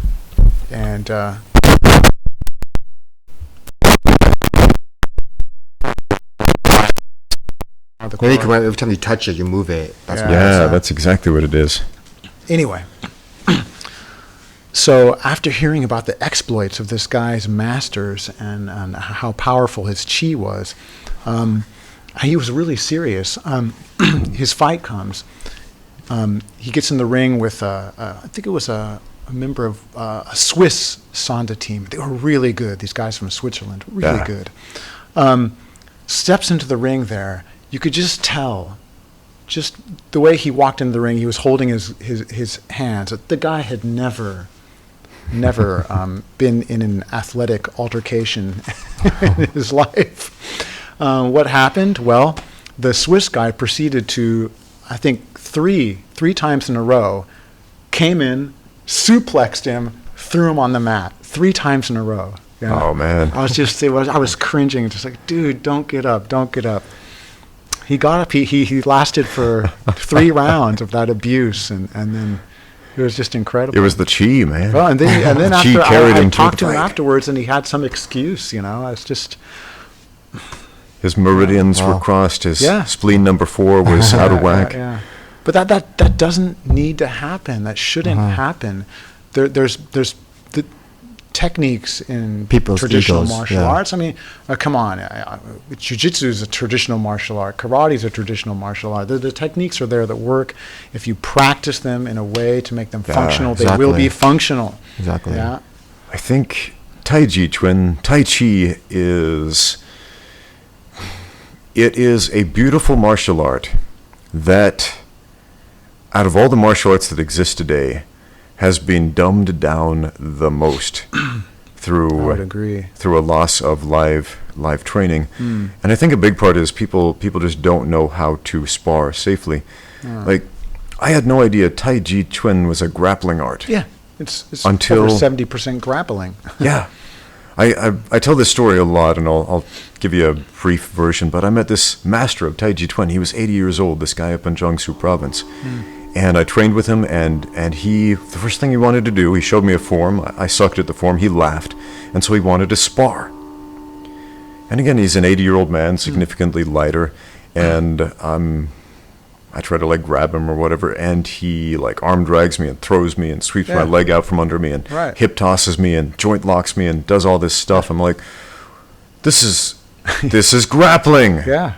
Like, it's not like it is in the movies and the video games where it's fancy stylized punching and kicking. It was grappling. And I tell this story to a lot of people, and they can't believe it because, again, they've never seen a physically fit older person before. Right. Let alone a physically fit older person who knows how to fight. Yeah. Using Tai Chi. Using Tai Chi. Yeah. But, there are tons of videos online of, older gentlemen who are wrestling coaches, who are wrestling champions back in the day, who can still wrestle and still coach and still beat the pants off of people who don't know how to wrestle. Yeah. This is years of experience, practical experience. Yeah. Well, and same thing happened to me with a Tai Chi guy here by the name of Shin Tigen. A well-known Wu-style Tai Chi guy here in Shanghai. I don't know if he's still in Shanghai. But when I was first in Shanghai, we were looking for a teacher. We had this sparring corner over in Zhongshan Park. A bunch of us would get together every weekend and spar there in the park from different styles. And these two guys that came were from Taiji. And they were pretty good fighters, We would go at it and have some good sessions, and so I was curious. My friend and I at the time told these guys, well, we want to meet your teacher. You guys are pretty good. Maybe we should do some Tai Chi. So we went to meet Master Shin over at another park in the morning. And he said, well, why do you want to do Tai Chi? He said, well. We want to know how to use it to fight. He said, okay, attack me. So this friend of mine, a young kid at the time, he was 17, German kid, he immediately rushed Master Shin. He wanted to go in and grab him and throw him down, but old Shin was too quick. He did a nice shoulder throw on Zacchaeus, my friend. He just went flying just right into the concrete, and luckily wasn't injured. But and then Shin was turned toward me, before I could do anything. I was like, okay, that's cool. You can use Tai Chi. Teach us that. These old guys don't train on mats, man. Yeah, they train for the streets. That was a street. It was sort of a path in a park, but. It was concrete. It's outside, yeah. Yeah, and I got thrown on stone tiles by this guy so many times. I was like, oh, man, I missed the mats. How do you get any good at this being thrown on stone? That sucks. But the question then is, that there are people out there in China that can really use their skills. Yeah. Why aren't there more people training legitimately? That's a great question, especially with Tai Chi Chuan, because I would say most people have forgotten what it is because they see the old people doing the shadow wrestling forms, like line dances. And if you watch shadow wrestling in slow motion with a group of people flocking, doing the same movement, it looks like a bunch of wizards trying to cast a spell or something like that. Yeah. But that's all it is Good description. shadow wrestling in a group. But the thing is, probably when they do that, they don't understand that. They see it more as like a series of movement rather than an actual this is for arm drag. Right. So it's just things like that. It's just like karate or taekwondo. Like there's a lot when people do forms like this. This is actually like a grabbing the arm drag. Yeah. But a lot of times they don't know that. No, they don't think know it's a that. strike. It's like, oh, am I striking your heart now? But even so, Exactly. like the nukate strike in karate and taekwondo, it's but at least in taekwondo and karate forms, it's obvious this is supposed to be a combative movement. Yeah, of course. Because it's percussive, right? Whereas in Tai Chi they do flocking, which is a dance term.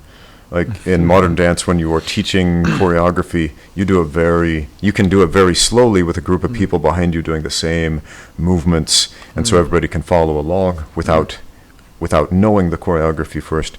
And so that's how Tai Chi forms are taught to old people in the parks. They do it very slowly so everyone can follow along, and so it no longer looks like combative motion. And so it's taken on this modern connotation of, Tai Chi is just for health. It has nothing to do with that. Or the mystic connotation. It's all about gathering your chi energy or whatever. Right. That's what creates those no-touch ki, no-touch KO masters. I was Shin. Our training was Shin because we did start training with this guy, who threw my friend, and our training, our Taiji training, we went there in the morning. We did a warm up. The first thing we did was a series of line drills, like warm up line drills that were really percussive. They weren't slow. We'd be doing single punches in a line. We'd be doing overhands. Whoops! I pulled my mic out. Yeah, too excited there. Too excited. Yeah, we'd be doing overhands. We'd be doing various kicks, throws, all up and down the street. The street. There, we'd be hitting and kicking trees. We'd be doing shuai jiao, basic exercises, Chinese wrestling basic exercises. We would do the form, the Wu style slow form, but that wasn't the central focus of the training. Yeah. And we would spar. The way Tai Chi is known in the public consciousness today makes me imagine a world like 1,000 years in the future where nobody remembers what wrestling is, except the name and what they wore. All right. Yeah. So I'm picturing this world where like a bunch of like a cult of martial arts wrestling fans wear like singlets and go out in the park together and do like slow motion shadow wrestling and say it's all about like gathering your chi, because in ancient times the ancient wrestlers would like zap each other with their fingers from across the room, and I don't know, that's basically what's happened to Tai Chi Chuan today. I mean, it is essentially, you could say it's an old style of Chinese folk wrestling, if you will. Right. But very, very few people understand that. Right. Hopefully that won't happen to like Muay Thai or to Jiu-Jitsu. Hopefully, as long as they remain live arts. Yeah. Well, live arts, exactly. I think a big thing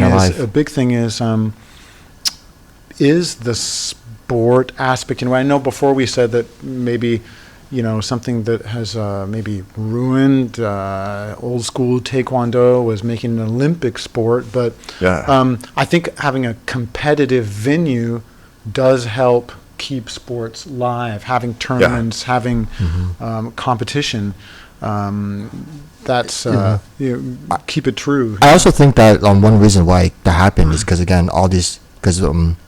that's when all these karate taekwondo schools started emerging. So then it was hard for business owners to compete the competition was higher. So therefore that's probably why that's how make dojos kind of started in a way. Yeah. So they just start giving out black belts within like a year or two. And then that's what the thing I feel like what's happening with maybe Muay Thai or Jiu-Jitsu gyms, because there's more and more happening, especially in North America. And then that's when people are trying to get blue belts in like 6 months. And of course you have people say, oh, well, this guy trained 7 days a week, he deserves it, or like BJ Penn guy's black belt within like 5 years or something like that. But I mean, of course there are talented people, but at the same time, it's like who's talented, who's not. When anything gets marketed and mass produced, then there's always a danger. There's a dumbing down there, man. That's true, because very few people make money off of legitimate martial arts. Very few people. I mean, if you look at almost every martial arts school in the world, what do they make money off of? Mostly kids' classes. And after that, merchandise. And after sponsorships. that, you can't just rely on memberships. It's always like adult classes are pretty slim on that pie chart of how they make revenue, and fighters even slimmer unless they happen to train like a world champion. Unless they're UFC or something like that. But even those guys, man, they're not making most of their money off of the fighters. Not for sure. So how do you generate revenue then? Drink machine and a cafe. In Germany, my Sifu in Germany, he had a very successful school. We could all fight. He really focused on the fighting aspect, but he was also successful, like a successful McDojo it was or is, if you will, and his secret was drinks. Right, he would not allow people to bring in their own drinks, and then he had a little cafe where he would sell like healthy drinks and also tea and so it's coffee open for the public. So not just for it was members. open for the public and for members. Okay, So it feels like a second business. Yeah, people could come in and like You know, but members, well, you were thirsty after you trained our asses off, right? So That is we were thirsty, so interesting. we had to have something. That is very interesting because a lot of gyms out there won't let you bring in your own equipment. You have to buy the gym's equipment with their logo and all that, so they make the money off you. But you can only make money off somebody once doing that, selling them the uniform or whatever. It's not like they buy But everything. a drink, People usually he said people spend more than their monthly membership on drinks every month. But then wouldn't that be a turn-off? Like if you go to a gym, you're just like, oh, I can't bring my water. I gotta buy this all the time. Wouldn't that be like a turn-off? Well, you figure you can resist. You know, you figure, hey, you know, I'm gonna train. You know, I'm gonna go to the corner over there, and then I'm gonna drink something. Unless if that's like the only gym in that area. But you know, then you're so thirsty that you can't help it. Well, that's kind of amazing. Wow. I never thought of that. Yeah. I mean, we should start doing that from now on. Well, I Put that water away. You gotta buy the Ramsey water yeah, with his face on it. yeah, filled with chi, special healing. Oh, wow. Yeah. Water filled with chi. That I don't know how I feel about that. There's man. no water in it, it's air, because that's the chi. There was some Japanese guy who did a lot of research into water and he played heavy metal music to a bottle of water and then played some Beethoven sonatas to I another read about bottle this of on water. the internet. I don't know how he measured anything, but supposedly like looked at the water molecules afterward. And they were like different shapes and formations. Yeah. The water responded positively to the positivity and negatively to the negativity. Yes. Yeah. Exactly. Yeah. It's alive. So we get some water. We will sing lullabies to it with lots of love in our hearts, and Yeah. And then sing Marilyn Manson afterwards. Right. See what tastes better. wow. No, but yeah. Martial arts schools. Yeah, the word Being successful. McDojo gets thrown around a lot, and I made a video a couple of years back about what I felt a McDojo was, and I had an What is a interview. McDojo? Yeah. Well, it's just generally a crappy martial arts school. That's a good definition. But I had an interview a while back with Rob from McDojo Life, and he has like 5 very specific criteria for a school to be a McDojo, and none of them were like being bad at martial arts. Okay. Which kind of surprised me at first, because that's usually what we first look at, like, oh, these guys kind of suck at Wing Chun or Taekwondo or whatever, so this is a McDojo. Okay. But that wasn't the criteria. It wasn't your level of talent at all. Yeah. Like, his number one thing is are there pedophiles teaching? Because if so, that's a McDojo. I was like, okay, this is a different kind of list. Yeah. Yeah, so definitely check out Rob's list of what makes a McDojo. What makes a McDojo? Yeah. Extremely rapid belt progression. What was the other four? I remember I listened to it, but I forgot about it. You can guess. I can't remember all of them off the top of my head, but One of them's got to be like, Crappy you can't techniques? train anywhere else because our style is the only answer. that would be on very- my list for sure, Yeah. but it wasn't on Rob's list. But that is an interesting thing, the exclusivity policy. Like, you can't cross train at any other gym. Our way is the only way. Oh yeah. Yeah. I had a Taekwondo coach like that back in the day, and bless his heart, he was a great coach. But I joined my college's capoeira club and the Shotokan club and every other martial art club I could. And one day he's walking through the halls because we went to the same school, and he sees me. And he gives me this look like, "You traitor! How could you? How could you do this to me? You've betrayed Taekwondo!" Yeah. And so I went back to Taekwondo class one day, and he disowned me. Wow. He was like, "You are no longer welcome here." Publicly. You were one it's of like that them. loyalty, yeah. Yeah, like in front of everybody. I was like, "Whoa, what happened, man?" Yeah. Like, that's I've not never okay. understood Yeah, the yeah. exclusivity thing. And I'm not gonna lie, I was like that too. I was very concerned when I was doing Wing Chun. I actually wanted to do more grappling because I liked it right when I saw it. 'Cause remember how Silas would bring his guys there? Yeah, exactly. And then that's when, and I actually wanted to know, but I actually asked my Sifu, and he actually encouraged me, because he says learning other martial arts like grappling will help you as a martial artist. Of course. Not just in Wing Chun, but but like in Muay Thai, and like he encouraged me to take boxing, Muay Thai, Jiu-Jitsu, and I was very glad that he did. Right. So yeah. Yeah, I think coaches, people who own gyms, are afraid of losing their students. If their students go into another gym saying, "Hey, this place is better," cheaper, whatever. Right. everything like that. Yeah. That's why I always thought, as a gym owner, if I ever were to own a gym, I would invite people from other styles in regularly and give seminars and teach other things. You know, it can only generate more passion and interest. Yeah. I mean, sorry, I was gonna say there's a lot of gyms here in Shanghai, for example, like Refuge MMA. Like on Sundays, they always had that open mat. They said everybody's welcome. Everybody, regardless of what gym. has one on Friday. Yeah, Shanghai BJJ Friday. I think Bushido, that new gym, they have one as well, don't they? Oh yes, yeah, Seb. Yeah, he's always asking me. He's like, "When you're coming?" I'm like, "I don't know. I don't have time." That's interesting. I think it's the inclusivity thing also has an impact on why, like, traditional martial arts here in mainland China also maybe have stagnated. Because it's very exclusive. This whole thing about, my master has such and such lineage, and don't listen to that guy because the true lineage is coming from this guy, and very exclusive. And you can't grow like that. You have to be inclusive to grow, to be reflective, and to get the feedback you need to grow. You've got to be inclusive. You've got to be open to other things, right? They feel like they own you. It's like, you're my student now. You can't go anywhere. You have to hold the sign your 1,000-year contract with me. Just thinking about that makes me feel dirty. Like, as a martial arts coach, I've had a bunch of students over the years come up to me and say, "Hey, coach, how would you feel?" And they're all super apologetic. They're almost treading on eggshells. Like, if I went and, like, trained at this other gym, like cross-trained in boxing with this other coach, I mean, don't kill me, please. I'm like, yeah, cool.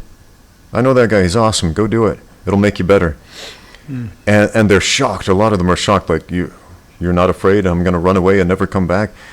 And here's the thing. If they do run away to this other gym and never come back, that's going to teach me an important lesson.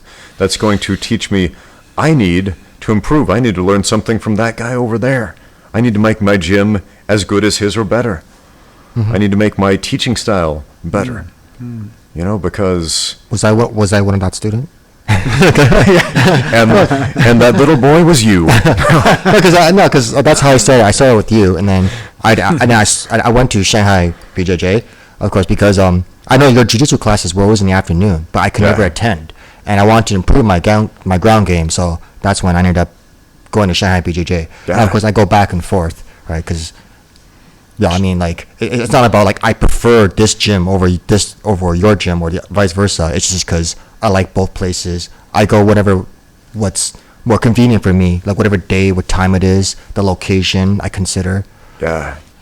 It's so weird how much less dogmatic martial arts has become since the 80s, since the 70s, since the 60s. Like, if you read what Bruce Lee wrote about the climate of martial arts on the west coast of the U.S. In the, like, point karate circuit, everyone was super dogmatic.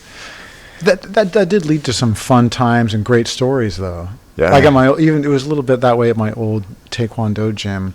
For example, his name was Master Che, and this other Korean guy, Kim.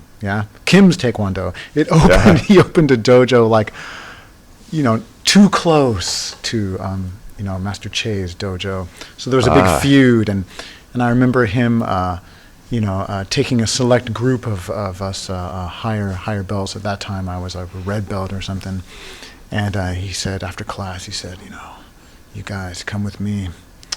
And he went into the office. He moved aside his desk.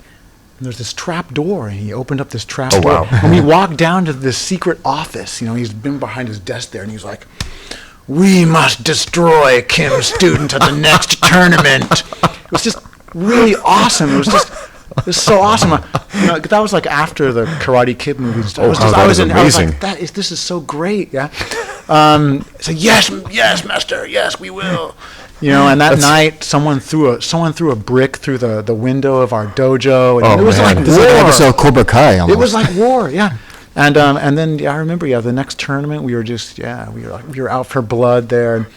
Oh my God. That would be an interesting story if it was your own coach who threw the brick through the window to try to motivate you guys to get revenge. Maybe it was. He comes in the next day like, "Look what they did to us." Yeah. Oh and, man, that's amazing. Secret trap door in the basement. And Yeah. And they were going That to needs go. to be They in were the going to movie. go fight in the mountains there, but they never did. I don't think they were going to have a duel, so to speak. Oh Yeah. man, martial arts Yeah, dueling. martial arts What dueling. happened to that?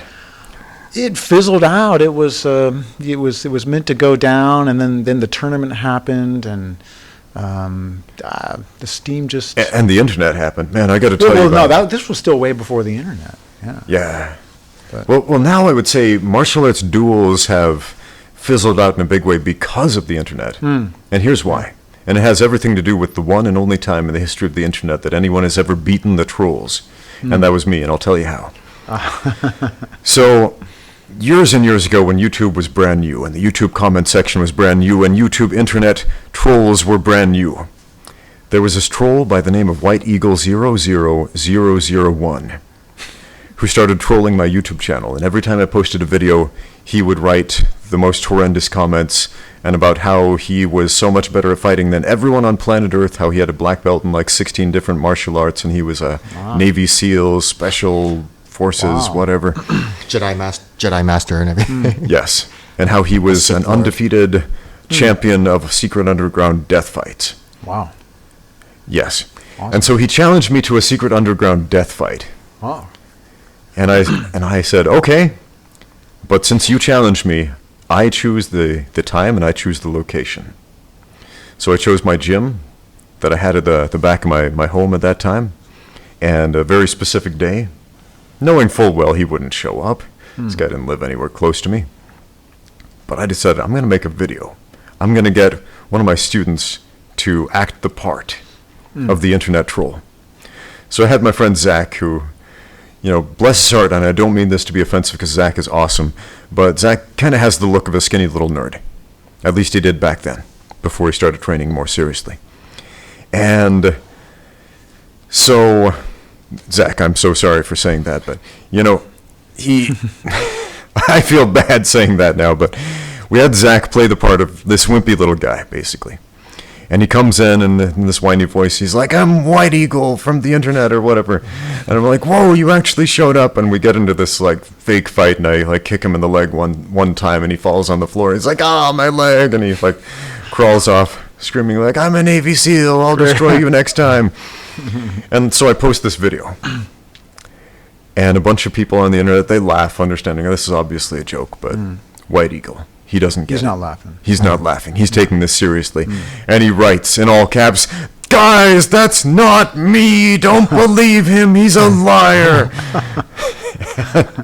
And so we made 2 more videos. Great. Where he gets beaten up by children and in the most embarrassing ways. And again, Nice. he's like, guys, they're liars. It's not me. I'm 7 feet tall and 300 pounds of pure muscle. Don't mistake me for that skinny little guy.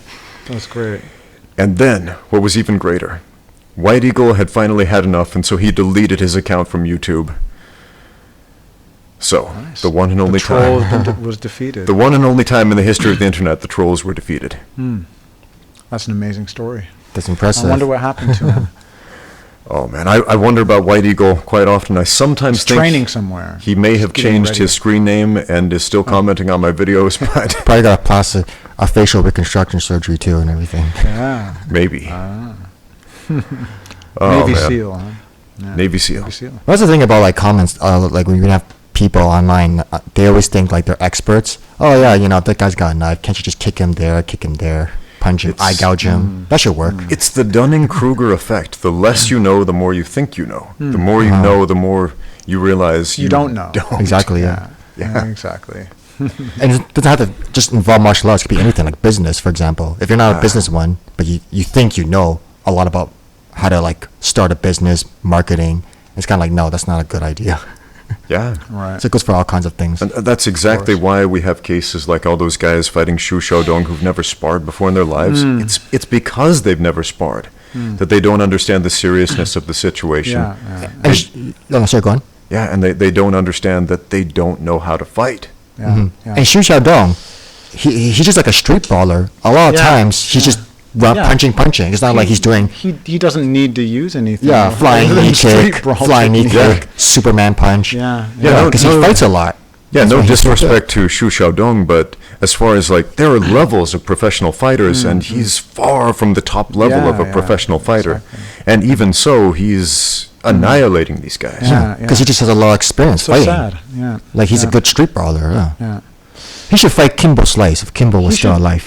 Yeah. That'd be a good one. Oh man, Jourdan versus Kimbo. But he certainly only has a specific profile of person that he will fight. Yeah. You know, namely.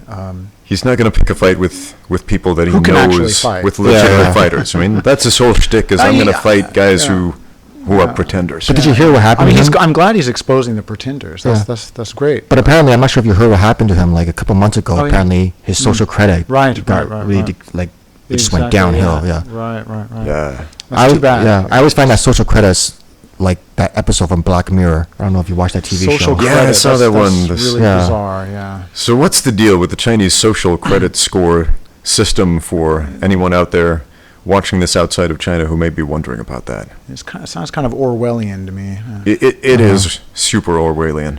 It's like every national has like a credit system, and it forces them to behave civilized in a behave properly, like in a civilized way outside.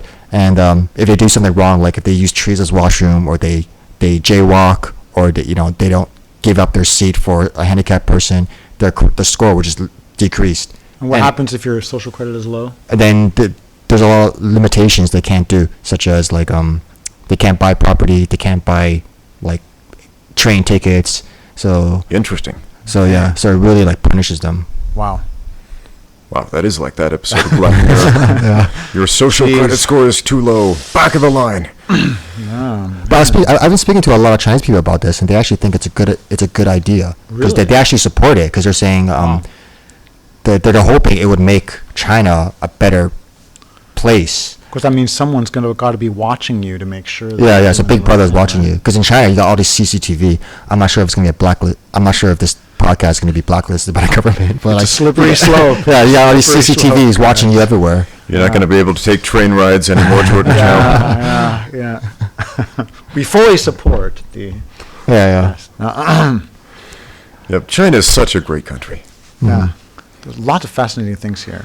It is. It seriously is. But honestly, it is. Yeah. It I feel like Shanghai is like the fastest developing city in the world. Shanghai's incredible. Yeah. Like Pudong. Happy to live here. Like 10 years ago, Pudong was just like that, and then now it's like all these skyscrapers. I mean, I don't know how long you guys have been here. How long have you I've been here for 10 years. 10 years? 8.5. 8.5. Also 10, 11 years. Yeah. Yeah. It gets harder and harder to leave because it's becoming such a nice place. It's a better and better city. Yeah. I mean, it's very convenient here. Like things on Taobao, you can go to a bank on a Sunday, and you like a delivery is only, you can have like a same day delivery, or even like the day after for like not even like extra charge. Because I know United States or Canada or any Western country, if you want express delivery, it costs like $50 American or something like that. And traveling across China is so easy. Like you can get on a train, pay pennies on the dollar, and within hours this bullet train will take you anywhere. I was reading somewhere that China invests heavily on transportation, not just in China, but even like I heard like they're actually helping countries in Africa to develop transportation systems, because they're just so good at it. Right. Yeah. Yeah. And you can go to Shaolin Si, and you can come Shaolin back here, Temple, and then you can come back here and go to have you been- the UFC training center. Yeah, that's right. Have you been to the Two Shaolin worlds. Temple? No, I haven't. I have not. I've never been. I mean, I've been thinking about it, but then a lot of people told me it's just a waste of money. It's a I never tourist wanted to thing. go. It seemed too Yeah. touristy and over marketed, and just like big wushu schools and people. Yeah, as what Antonio said, there's no 5 palm heart exploring technique. There's no guy in a cave. It's just you just get up, you work out, you do forms, you eat. That's it. I think they certainly develop really good attributes Oh yeah, physically. yeah. Sure. It's a good But, physical workout. you You know, there were 2 podcasts that I did that made people really, really angry on the internet. One was the one we did. Oh yeah, of course. Yeah, the one I did with Jourdan Chow. It made some people here in Shanghai very upset with a fairly benign comment about martial arts training here in Shanghai. My phone was flooded with angry messages the very next day. It was mind blowing.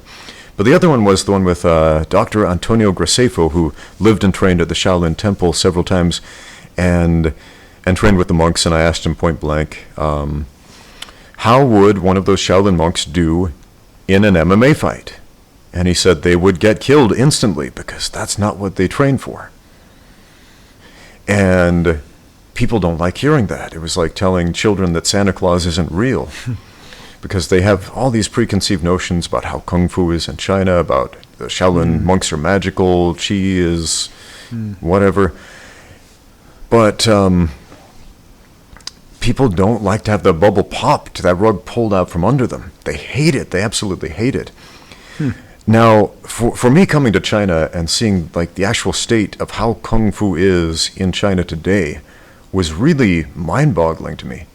Like, I think in America, like growing up seeing Kung Fu movies, having this public perception of how China is, and then you actually come here and see how it really is, it's in a lot of ways night and day. What was your experience? Like training Kung Fu in America versus coming to China and training Kung Fu here? You mentioned, the difference between sparring. Right before I came here, I was had been living in Germany for 10 years. And that's where I was doing most of my training before coming to China.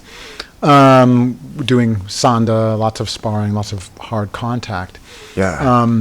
Using the techniques from the traditional style. And coming here, I came in 2007 as a Kung Fu teacher. I came with a private student of mine, and all I did was train 6-7 hours a day for almost 2 years. So we came to learn a specific style, Xing Yichuan, from a well-known master who said right off the bat that his thing was not combat. Right. So we knew, but we were training with this guy because he had a great method for physical conditioning and strength that then we would go use and fight with it. Right. So and he was over 80 years old and as strong as all get out. Yeah, stronger than us. Serious skills. This guy. Whether he could fight with them, I don't know. But so he's kind of like a Kung Fu strength and conditioning coach, if you will. Yeah, exactly, yeah. Very good stuff. I definitely felt a lot of positive changes in my body from training with him that I was able to use in sparring. So we knew what we were getting into there. And then we found this guy, Master Shen, this Taiji teacher, that was also into fighting. So we were kind of lucky that I found exactly what I wanted. But then being involved with other people and trying out different things, definitely noticed that most teachers and people who trained were not training in that way. So in that sense it was like day and night. For me, for jiu-jitsu, I always noticed that in Westerners, they're a lot stronger and like heavier, whereas Chinese people are lighter and smaller in size, but I find them more agile, like they're quicker, they're more flexible. So I always found that difference. So yeah. Right. Yeah. I think. The traditional people, the teachers and students, the main thing was the reluctance to spar, and you see that it's interesting how that plays now on social media and things. So I have on my social media friends that do MMA and jiu-jitsu. I have lots of friends that still train the traditional martial arts, right?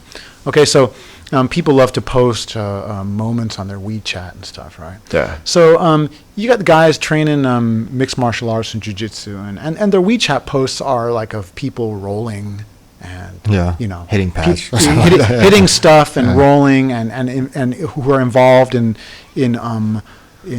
some sort of resistance training, right? Yeah. And the people who post on the traditional martial arts, what their posts are, 100% will be posing or sitting around at a dinner with the master, drinking booze and eating lots of rich food. And the master's in the front. I Yeah, know in the middle. exactly what you're talking about. So it's like, and I think it's interesting because I think the traditional martial arts here, as they are overwhelmingly trained, there's such a cultural aspect. I don't know how to pinpoint it exactly. That's kind of holding it back from being martial, right? And it's this, doing the right thing, looking good, posing, getting together and doing the baishe and drinking and telling each other how good they are. Different It's good kung rules, fu, good kung fu. yeah. Oh, this is good, so good, yeah. But okay, well, how do we know we're all so good? Yeah. Yeah. Yeah. Not by drinking baijiu, right? Yeah, man, that's I don't drink at all for religious reasons, but man, that was a shocking part of Chinese culture to me when I first got here. Like the first couple of years here in China, I worked for Shanghai Normal University. I worked in their international tourism department, and kind of a funny story about how I ended up getting that job, because I had no intention of getting that job, but yeah, it was kind of given to me. But we would always have these meetings and these work dinners, and they would get together, and all the powers that be would have these, I don't even know what to call them. They would like KTV? no, Is it hot pot? It's like they like drink fighting. Okay, yeah. Well, what is that even called in Chinese, where they kind of like challenge each other to drink their, the Till you the die. baijiu. I actually I don't even know how yeah. to translate that. It's like this Chinese hard Yeah. wine, liquor, whatever. Yeah. Rice wine. Rice Yeah. wine, yeah. Baijiu is like white wine, but it's just so strong that you drink it, you just Yeah. die. Yeah, they get into these drinking fights. Yeah. Yeah. It's yeah. it's bizarre Yes, to me. it's not conducive to training. Yeah. Yeah. Yeah. But at the same time, all these Chinese martial artists get into that. They participate in that. Yeah. It's the whole, get together, talk about the style, uphold the lineage, Yeah. celebrate, which is fine. It's great to celebrate those things, but the focus, in my mind, has got to be the actual training and the actual Yeah. the skill. Sparring, of course. Yeah. Real martial skill. Antony, I have one more question for you about the Ip Man movie. So, I was looking on the IMDb about that, and for some reason, I have no idea why, but it credits Tomer Oz as the referee for that film. No kidding. I am not kidding. That guy. I know that guy. I know Tomer. How And does I'm sure somebody is going to That's look you up after this incredible. podcast and be like, wait, he's not Really? the guy, because the IMDb says it was Tomer Oz. Was he even in that movie? I don't No. know. Did he like have a voice or a part I don't at think all? Tomer was in there. I know No, Tomer does like Yeah, he's acting. done. He does like He's been in a number stunts. of Yeah, films. yeah. I I thought met he was him in that and movie. whatnot. Yeah. but- Maybe because he's also bald. I I met- think. And maybe he looks maybe similar to I Anthony. met, They I met probably thought it Tomer was. on the set of Forbidden Kingdom. Yeah. Yeah, we were both extras in that. Oh, okay, yeah. Jackie Yeah. Chan Jet Li. Yeah. But, yeah. Well, any idea why There they you would have done it. that? I have no idea. Now, That's Maybe news, somebody. That's news yeah. to me. Maybe because the thing about IMDb is that anybody can put update like movie names, like actor names onto the credits. I Like I could do it. I could say, "Oh yeah, Anthony Wood for Oh. the coach." So I think maybe somebody thought, "Oh, it was Tomer," so he must have did it. if anybody doesn't know who Tomer Oz is, he's a Muay Thai instructor here in Shanghai. Very reputable Muay Thai Cool instructor. dude. Yeah. Yeah. Yeah. Cool guy. Yeah. And so, obviously, the only solution is for Tomer and Antony to fight There's got to be to a the determine death. who gets the It's gotta- IMDb credit for the referee. Mantis against Thai boxing, yeah. I've always loved fighting Thai boxers. Yeah, Yeah. I love sparring Thai boxers. It's cool. It's fun. it is. Yeah, it's really fun. It is. It's I was going with the hammer fists. it's a. And then cover I up. hesitate to say it's a very predictable style, but because it's such an effective style.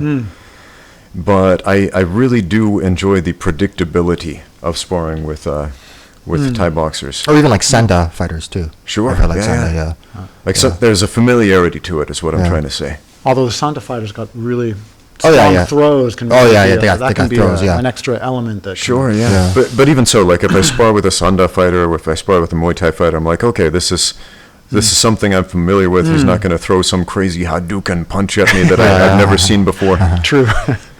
Although that was the case when I started fighting in China for the first time. When I fought a Sanda fighter for the first time, and I threw a kick and he grabbed it and tossed me on the floor, I was like, what the heck was that? Nobody's ever done that to me before. I think it's the transition, because I asked a lot of because there's a lot of MMA coaches here who are American, and I always asked them, what's the difference between fighting in the United States and China? And they always tell me, China, they find that Chinese fighters are better strikers than Americans, but their grappling is not as good. I think because in the United States, wrestling is like so big part of the culture, whereas China, it's like Sanda is. So Right. That's probably Of course, why. Sanda has so many great throws. Oh yeah, Your yeah. Sanda fighters Like leg would be catches. really Those are so excellent good. at throwing. Yeah, Yeah, leg catches. It'll That's be a good transition to MMA. I think. I think so. Yeah, The fact that and you then have takedowns. Yeah. and then Chinese wrestling is a great. Yeah, great Chinese art wrestling, as well. yeah. Oh, yeah, yeah. Shuai And catching the kicks, which is like the trademark of Sanda, catching the kicks and throwing That's your always opponent. awesome. Yeah. It's so counterintuitive. Like somebody throws a full contact kick at you. Our human instinct is, get that thing away from me as far as possible. Or just block, a simple block. And then Sanda fighters are like, cool, give me that. Boom. Why not catch it? Why not practice catching it? It's Someone's such giving you a their great leg. technique. It is, I think people should catch legs more.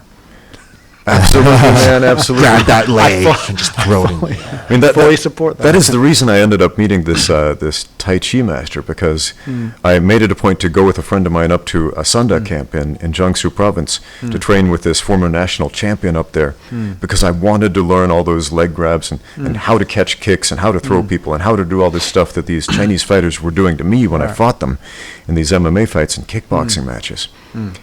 And on the last day of training, after 2 weeks of the Sanda camp, just focusing on the throws and catching the kicks, the coach said, we're going to go train Tai Chi tomorrow morning with my Tai Chi master. And I thought, this will be a nice, relaxing thing. And then, I got tossed on my head a bunch of times. I was like, nope.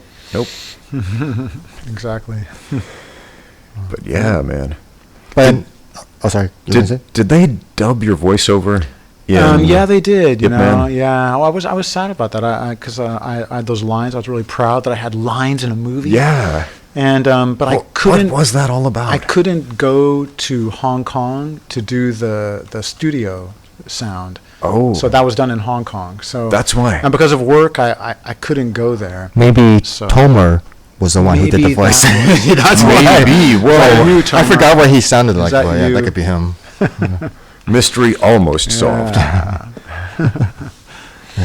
Yes, Man, we got to have him on the podcast next and say, all right, Tomer, exactly. tell us all about How did this happen? What's going on? how did this happen.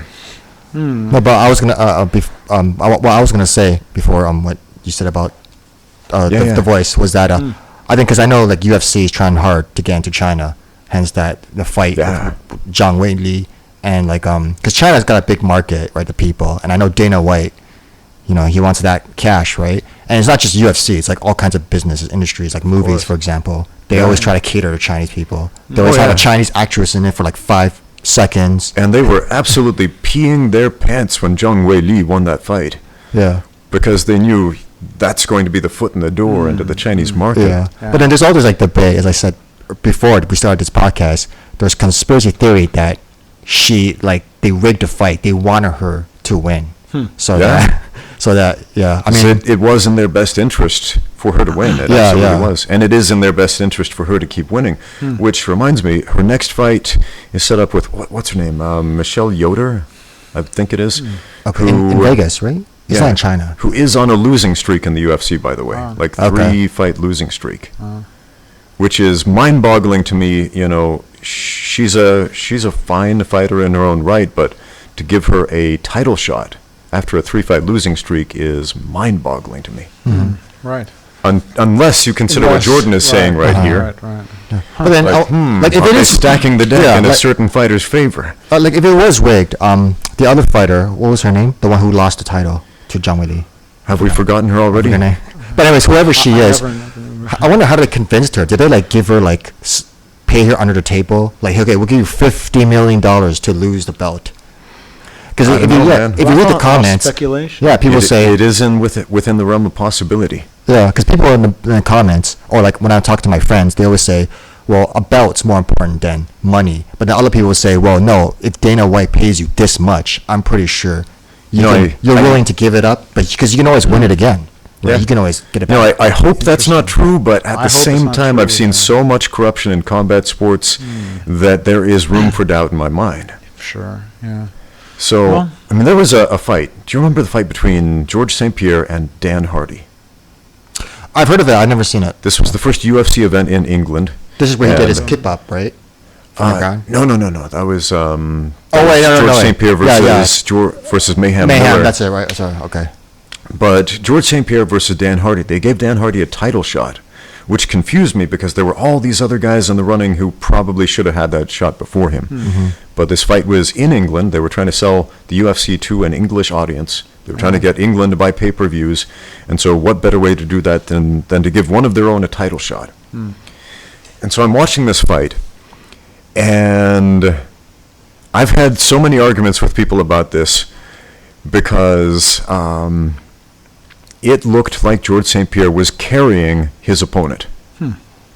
There were multiple times in that fight where George St. Pierre had a submission locked up. He goes for an arm bar. And if you look close, he turns Dan Hardy's arm upside down so it's bending in the ergonomically correct way as opposed to hyperextension. And then Dan Hardy, quote-unquote, escapes, and then George St. Pierre catches him like 2 or 3 more times with submissions, and Dan Hardy escapes. And again, people get mad when I suggest that George St. Pierre was carrying Dan Hardy so that fight lasted 3 rounds and ended up being a decision. Because, Dan Hardy is an excellent fighter. He's good, But George St. Pierre is on another level, and especially at that point in time was on a whole different level. And again, I hope it's not true. I hope that George St. Pierre wasn't paid some cash under the table or threatened under the table or blackmailed under the table or whatever to carry his opponent throughout that fight to make Dan Hardy look better in order to sell the UFC to England, but I strongly suspect that was the case. And I strongly suspect that sort of thing happens all the time. But so GSP lost that fight? He won. Oh, he won, yeah. He Decision, won. right? Okay, But he made Dan Hardy look good. Oh, okay. Yeah. Interesting. I mean, depends on what you look at it. I mean, it's just like with Matt Serra and GSP. Their second fight happened in Montreal, right? And GSP simply just destroyed Matt Serra. But so can you really say, oh well, Matt Serra was paid under the table to give up the belt? So maybe at the same time you can also say, well, maybe Dan Hardy was actually as good as what people think. It wasn't like there's no conspiracy involved. But that's the thing about things, like whenever something happens, not just in UFC, but anything, whenever this happens, this incident happens, people are always like, okay, wait a minute, there's, Of course. let's investigate more. There's always that conspiracy theory. Yeah, I'll tell you, after having worked as a referee and a judge in China for combat sports, I have had people come to me trying to either bribe or blackmail or simply just ask me to throw the fight in a certain fighter's favor. Like one time the guy didn't even offer a bribe. He just came up and he said, "Hey, make sure that the Chinese fighter wins, and the Russian fighter was a Russian fighter on the other. Make sure he loses. Unless the Chinese fighter gets knocked out, you make sure he wins every round on the scorecard." Okay. And I looked at him like, "Who are you? Why do I need to listen to you? You're not even like threatening or bribing me, so why? How? No." What'd you do? Just ignored the guy, like, "Get out of here, man." Did What you are see him doing? again? No, that was the last I saw of him. So And the Russian guy won. the Russian guy won by knockout, by the way. Oh, So okay. I don't know what would have happened You just if figured that he'd wasn't try the his case. luck or something. I don't know, man. It makes me wonder if, like, a bunch of guys in sunglasses would show up and ask me to step into a van Yeah, well, afterward if I didn't go along with them. Yeah. I have no idea. Actually, a couple of days ago, I was just reading about the Muhammad Ali fight with someone. There's something about the Phantom Punch The Phantom Punch. Oh, or something like that. I forgot who was his opponent, but they were saying how Muhammad Ali did like a really fake jab and then knocked the guy out. Really? And people were saying that was fake. But I mean, Yeah, it was from this. Yeah, it was on YouTube, and I was just watching. I was just watching about it. Phantom So, Punch, yeah. interesting.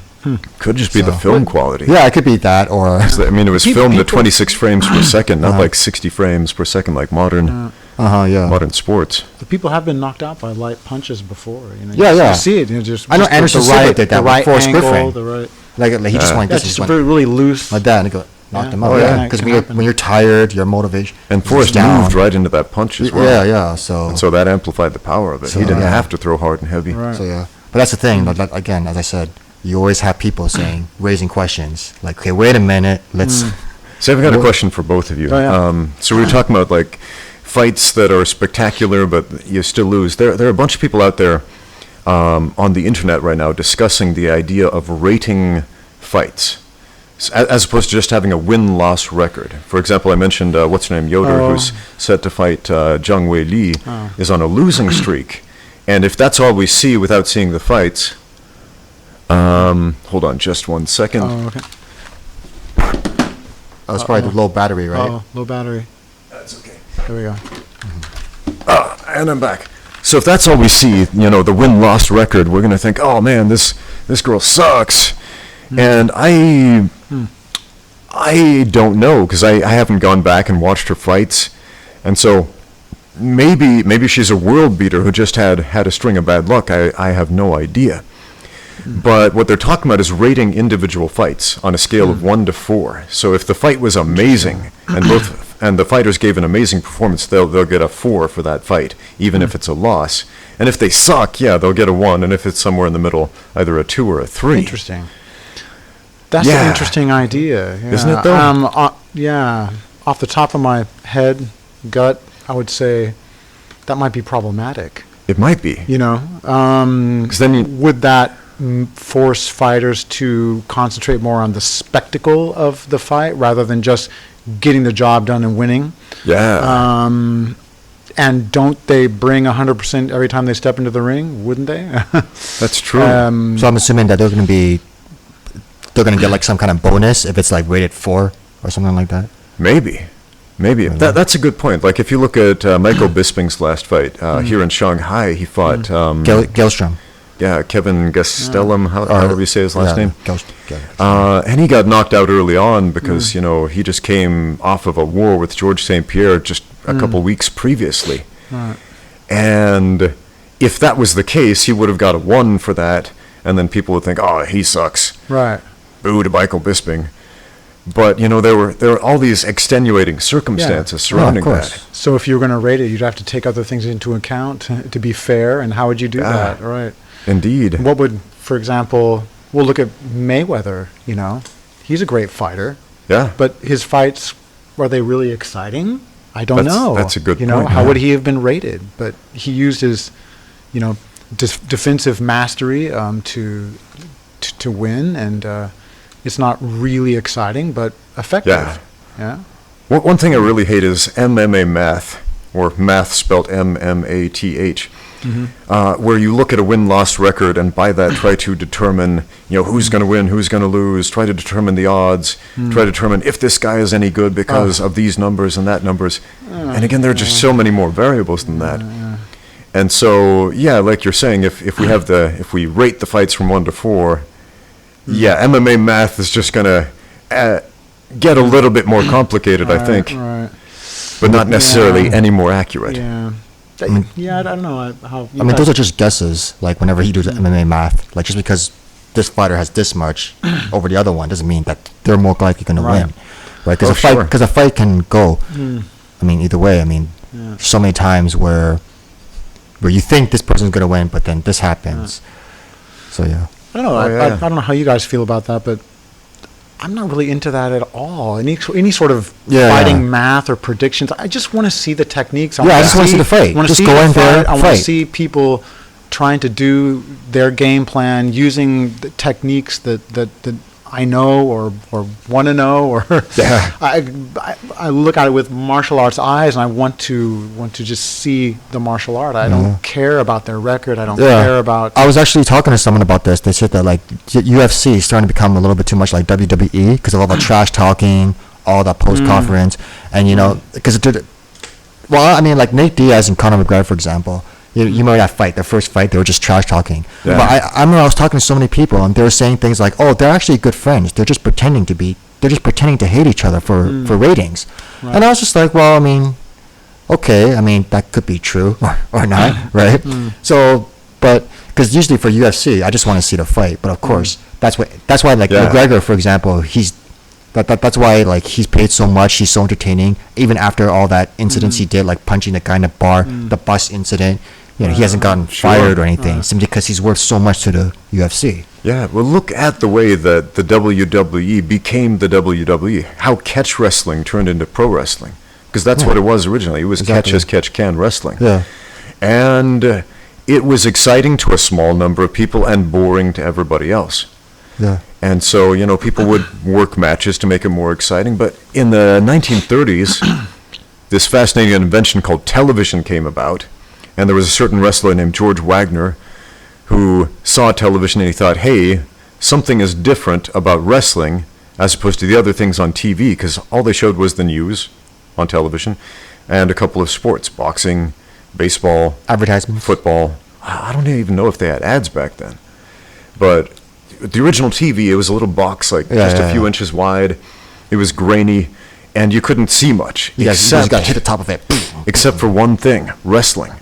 Because you could see the wrestlers' faces, you could see them close up, and they interviewed them. And George Wagner had this idea, which was to put on a character, to go over the top. So he became Gorgeous George. He permed his hair, he dyed it blonde, he put on a frilly silk cape, and started talking with a lisp and acting just basically gay mannerisms to make the very intolerant people of the 1930s angry at him and hate him and want him to lose. And so he turned it to a spectacle. Yeah. Yeah, because I was reading about that too. Like catch wrestling, it was just too, for many people, it was too boring to see two guys just rolling, right? Because they didn't know what they were doing. So then, in order to make it entertaining, they had to put on a show, right? They had to have a story. They had to make it like a soap opera, like a man's soap opera type of thing, right? Course, and that, but eventually, that's how catch wrestling eventually lost its, I guess, popularity. Because now people think of wrestling as WWE, not actually catch wrestling. Because the moves that they do comes from catch wrestling, right? Sure. And, but I think that's the thing, like, because it happened so long ago, people forget the techniques, or like actually how to apply the techniques and things like that. Which makes me wonder, hasn't the same thing happened with kung fu in a slightly different way? So what I mean by that is not through sports entertainment, but rather through movies. Movies, Because movies glorify that. They glam it up. They make kung fu I think into magic. Flying people. It's not only The Matrix movies. walk. I think, there's a genre of literature here in China, the kung fu book, kind of like the Western. Like Crouching Tiger style? Like there's like the mythical. A lot of kung fu in literature in China. And it's always been overblown and turned into myth and like that. So it's not just the movies. There's a long history of writing about people that could do incredible things and fly from tree to tree and stuff like that. If you watch like a lot of fight scenes from like Jason Bourne, for example, who does Kali, right? And you see Matt Damon doing it. A lot of people are like, oh yeah, that looks so real. But then people are just like, no, it's movie fu. It's not. It's called like movie fu. It's not actual fighting because it's all the camera angles. They speed up the movements to make it look real. And they shake the camera so you don't notice the Yeah. mistakes so much. Yeah. It'd be interesting to see completely realistic fighting in movies.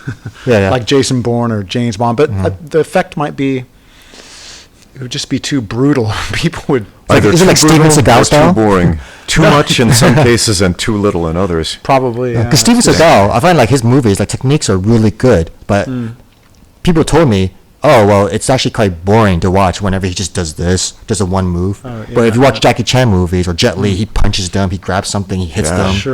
He walks on the wall. Yeah, people are trained to respond a certain way to certain moves. So, you could see this a lot with the WWE. Like people are trained to respond to certain submission holds, even if they're totally fake and don't work. But the audiences, they're like, I'm trying to think of a specific one. Like the Figure Iron four? Sheik back in the day would do the camel clutch, and they would see the camel clutch, and they'd go, "Oh, he's doing the move," Right, because they were trained to recognize this as a submission. But if you went in there and showed them something like a legitimate submission that isn't common in the WWE, they'd be like, "What is that? That doesn't Ankle lock. look dangerous." Sure, like a straight ankle lock. Right. I mean. That would be good. Ankle lock makes it. Yeah, it's like, what is he doing? Just like a normal boring ankle lock or arm bar or whatever. Yeah, they haven't been trained in that narrative yet, so they don't recognize it. Right. And it's the same thing with movies. We are trained to recognize punches look a certain way, and kicks look a certain way, throws good look a point. certain way. Yeah. And if they don't look that way, we're like, that doesn't look real. Right. Even Oh, if yeah. it is. Yeah. Especially Yeah. if it is. For sure. That's why so many people hated the UFC when it first came out, because to them it didn't look real. It didn't look like martial I arts. love the first UFC. I think we should go back to the UFC one, Yeah. where there's There's like no time rules. limit, No rules. I would just- love no time limits MMA. just- That would yeah, be amazing. They should maybe a few rules, like no, Yeah. field Of goal no kicks, coins, yeah. Yeah, no eye gouging, and fish hooks and stuff. But I would say other than that's one of the biggest ones. No time is great. I would change is the no time limits, Yeah. no rounds. Yeah, no rounds, man. Because It'd be so the interesting. rounds, which were introduced originally by the New Jersey State Athletic Commission, by boxing commissioners, because boxing has rounds, so MMA should have rounds. That was their reasoning. It favors the striker. Like a lot of people think MMA favors the grappler because grapplers are able to compete in it, but no, the short rounds favor the grappler. It takes an average of 2 minutes to get that first takedown. And on average, a fighter who's taken down will get up at least once, meaning you've got like a minute to finish the fight on the ground. And I mean, how many jiu-jitsu matches have you submitted the guy with where you were evenly matched with another guy who knew everything you knew, who had all your same skills and experience? How many were you able to submit in 1 minute? Yeah. Probably not too many, right? No. I mean, that's a battle. That's a lot of back and forth. Yeah. And so, unless you are able to beat that guy into submission with strikes first before you weaken him with your strikes, before you go for the submission, before you go for the kill, man, finishing a fight with grappling with 5-minute rounds is difficult. For sure. Yeah, well, I mean, Yeah, that's what. But yeah, if you could have your ideal UFC with whatever rule set you wanted, what would it be? that's hard to say. I mean, I say the original UFC with no time limit was interesting. I think it really is the most interesting for me to see how people deal with that in a sense that makes that there's more pressure. Here's a guy facing you, and no whatever the time is, one of you is gonna submit. There's no points as well, right? There was no yeah, points. it was just Whoever- yeah. submissions only. Submissions or knockout knockout or submission. submission. Yeah. That's So it. I think Yeah. that ups the Yeah. psychological, physical pressure, which is Yeah. cool, which is super So- cool. That being said, I don't think it would be as exciting. Uh-huh. Maybe nowadays it would, because people are more trained, and the strikers are much better at defending takedowns and getting escaping. So it would be Yeah. more interesting than the original Yeah. UFC. Oh, it'd be but so it much probably more interesting. Yeah. it probably wouldn't be More as entertaining, exciting. too. It wouldn't be as exciting in terms of you wouldn't see tons of fancy standing moves like Yeah. you're starting to Uh-huh. see now. That's why I prefer submissions only grappling competitions rather than point based. Yeah. Yeah. They're fun to do and super boring to watch. Like I really like submission-only tournaments with no time limit. I mean, Right. I've done a few of those, and they're Or at least super have like a fun to long compete in. time, like 20 minutes or something. Have But something yeah, long. super but boring to watch. Yeah. Yeah, because they can go on. Yeah. In any case, and would never go back to the original no time limit because of the entertainment factor. And now, to be entertaining, multiple rounds or more entertaining, it's easier to promote that way. Yeah. Yeah. Man, I did a review a while back. Somebody asked me to review the martial art of Tai Do. Have you heard of that? It's a modern No idea. Japanese martial art. Tai Do. So many out there. I don't And Kwan there's a bunch of Taekwondo. fancy acrobatic movements and like crazy spinning stuff that looks a little bit like capoeira. Oh yeah. And they have competitions and they spar. Isn't there Tai Bo? Yeah, there's No, Taibo is more like yeah. a workout, though, isn't it? Taibo, that was what This was is his name? Tai-Do. Tai-Do. What fascinated me about this, they do forms and stuff like everybody else, but when they spar, you actually see the fancy spinning kicks and acrobatics in their sparring. Cool.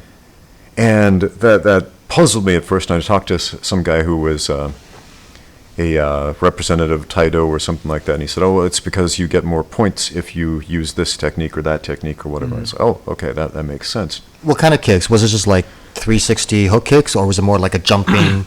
Yeah, like there's Flying, some jumping, flying, Van Damme, spinning spin- stuff, and Matrix some level wall. change kicks and like grounded Yeah. back kicks. I And think there's a famous Iranian, it's an Iranian guy, kickboxer who uses those kicks. Yeah, he's like a jumping universal 360 kicks. He'll just step in the ring, just nails you with them. Yeah. But it is super interesting to me how if you change the point system, like reward right. somebody points, it changes the entire structure yeah. of what Yeah. a fight It's looks like sparring. That's why, like Taekwondo, for example, you don't use much power. Just like a dunk. That's why people cheat. They go like, Oh, yeah. like. Well, look at IBJJF Jiu-Jitsu. Okay? What does everybody do? 80% of the time they go out there and they pull guard. And if you don't appreciate that strategy, which a lot of people don't, I don't, it sucks. It's terrible. I hate watching it. I hate competing in it because everybody pulls guard and it's like, I actually prefer when people pull guard because it gives me top position automatically. sure, It's like, yeah. oh, thanks. But it's like this isn't what I want to compete in. Yeah, yeah. I don't want to compete in people just pulling guard, right? Not fun. But why does that happen? And I'll tell you why it happens. Because the way the points are allocated. Yeah. So, You get 2 points for a takedown, and you get 2 points for a sweep. So I explained that to a judo black belt friend of mine. He said, then why would anybody try for a takedown? Why don't they just pull guard and try to sweep the other guy? Yeah. Because that's higher reward, lower risk. Right. And I said, have you ever seen a jiu-jitsu match? And he said, no. And I said, well, that is exactly what they do. happens. That's all they do, man. or sometimes they just To stall. mitigate the risk. Like they'll just sit there because they know they're winning by points, so they don't do much. But if you adjusted the points a little bit, and it doesn't Yeah, even of have to be a course. lot, just make it so, Then you gotta think there's a differently. higher reward for going for takedowns and a higher risk for pulling guard, Yeah. Right. then you'll see it'll start looking a lot more like old school judo from before 1983, I think. So there you go. Yeah. Original rules, UFC would be the best. Yeah. Yeah. Yeah. The best rules are no rules. Yeah. Well, That's then actually you would see the yeah, pure. That's pure actually martial art. how I lost my jiu-jitsu match from the second round because I remember, you were there, and I remember I won my first round, my first match, but I remember for that competition, I think I lost almost like 7-8 kgs, right? Because I was competing in 70. I thought I was Time you cut a bunch of weight. Yeah, and I did that very poorly too. So I guess it blamed me. But I was so weak that the for my second match, the guy had mount, and because you get points for mount, and all he did for like the entire 4 minutes, 4 or 5 minutes, he was just on mount, and I was just so weak, I just couldn't do it. I was like, oh my god, can you move? Can you do knee on belly? But he was just like this. Nobody who has never cut weight it's just like- will ever understand what it's like trying to perform athletically at a high level, or really any level, when you are dehydrated. Yeah, it sucks. Terrible. Wow. I remember there was that one competition that got it was a no-gi competition. A lot of students from your gym signed up that got canceled twice. Yeah. I remember I cut it weight twice for that. And when I found out they canceled it, I was like, oh, That's you gotta be kidding me. Jeez, man. I was like, yeah. Wow. Yeah, cutting weight sucks. I've luckily never done that. Yeah. Cutting weight. Good cut for weight. you, man. Never cut Good for weight. you. Don't ever do it. It's terrible. It's terrible. Man, I it cut almost sounds bad. 30 pounds for a fight once. Within less than 24 hours. It almost killed me. Yeah. And there's like videos of people where you see who cut weight and they almost passed out when they made to the weight, when they're weighing their weight. Right. Oh. Yeah. So I mean, people have literally died. Yeah. So there's that question, like, how much should you lose? How safe is safe? There you go. Wasn't original UFC no weight classes? Yeah, no weight see, classes. there's no- Yeah. There's no cutting weight. Yeah. That would solve the problem There's immediately. so many problems solved. Yeah. Yeah. Yeah. And it's also good for the streets. Yeah.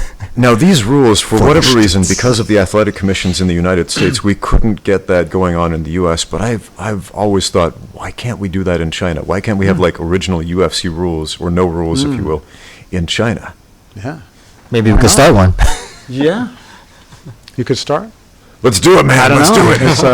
It's, If not China, some other Southeast Asian country that doesn't care about rules. there's probably some government restrictions about that one. Yeah, I mean, they hate to see blood Especially in with combat the new sports. social behavior points. Yeah. Yeah, like they won't show bleeding on TV. Like if there's a cut in a fight, they will almost always stop it. Like I was doing some reffing for this MMA show, this all women's MMA show, Heroin Fighting Championships in Beijing last year. And so I'm reffing this fight, and this girl gets a nosebleed. She gets punched in the nose, it's bleeding. You know, she's not aspirating the blood. She's fine. But all these officials run in, they start yelling at me, like, stop the fight, what are you doing? She's bleeding from the nose. I'm like, she's bleeding from the nose, so what? And like people run into the cage and stop the fight for me. And they're like, you maniac, what are you doing? You've ruined everything. And I'm like, this is going out live on television. It's a nosebleed.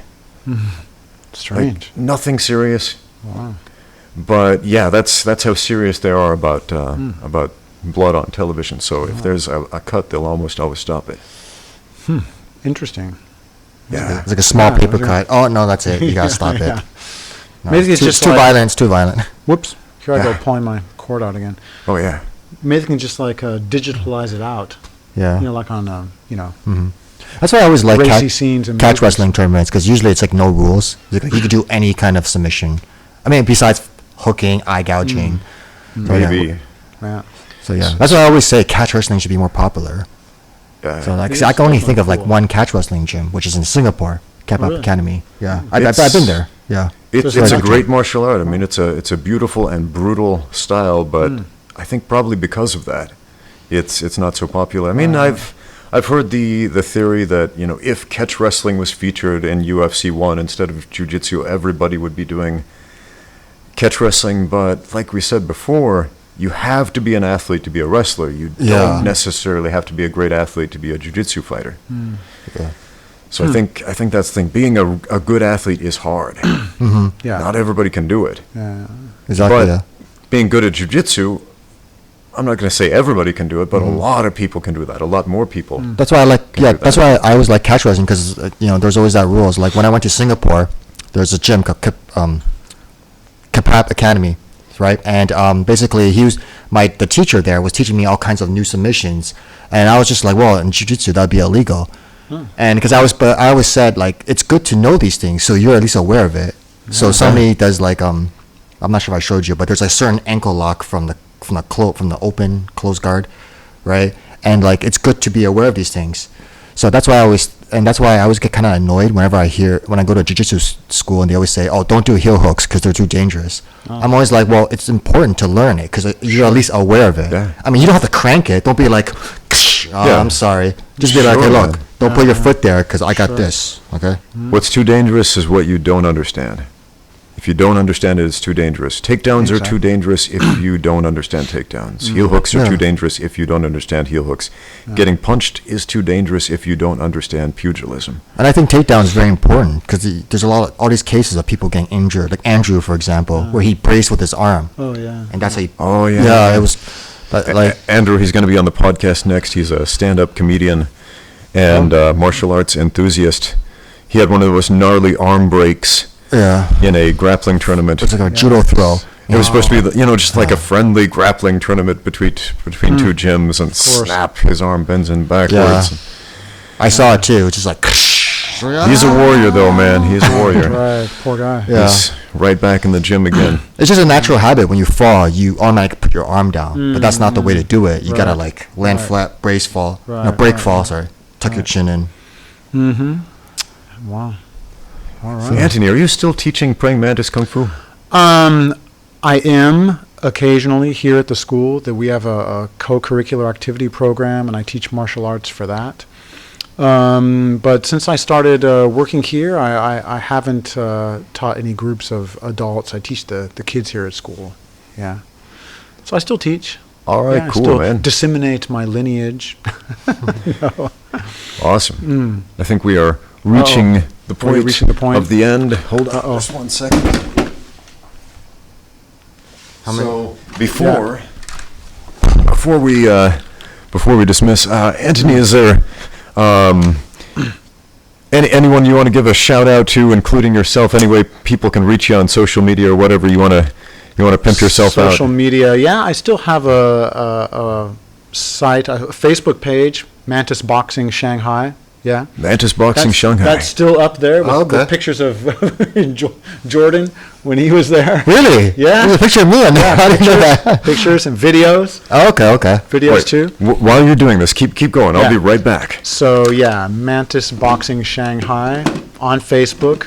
Other than that, Those are good memories. Yeah, Because those are what we good do is, memories. because Those are really again, Wing Chun guy and my Sifu will always, who's friends with him, will always have, time.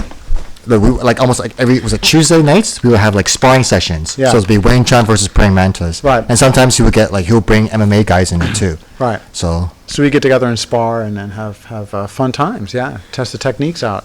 yeah. Yeah. Yeah.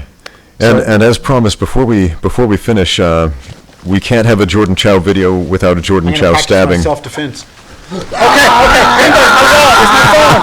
It's my phone. Damn you. And he's still alive. It must have Your worked. self-defense technique didn't work. I Sorry, tried to man. give him my wallet, my phone. He still stabbed me. Yeah, I guess against an active stabber, it's probably not the best. If he's asking like, "Hey, give me your money," or See, that's the thing, go. he didn't even ask. Yeah. Sorry. or you get the Okay. business end of the knife, then yeah, that's a different situation. Yeah. All right, man.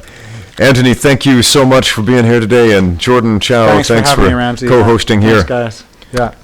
Yeah. All right. So all the folks at home, thank you for watching or listening. Now get out there and Practice. train.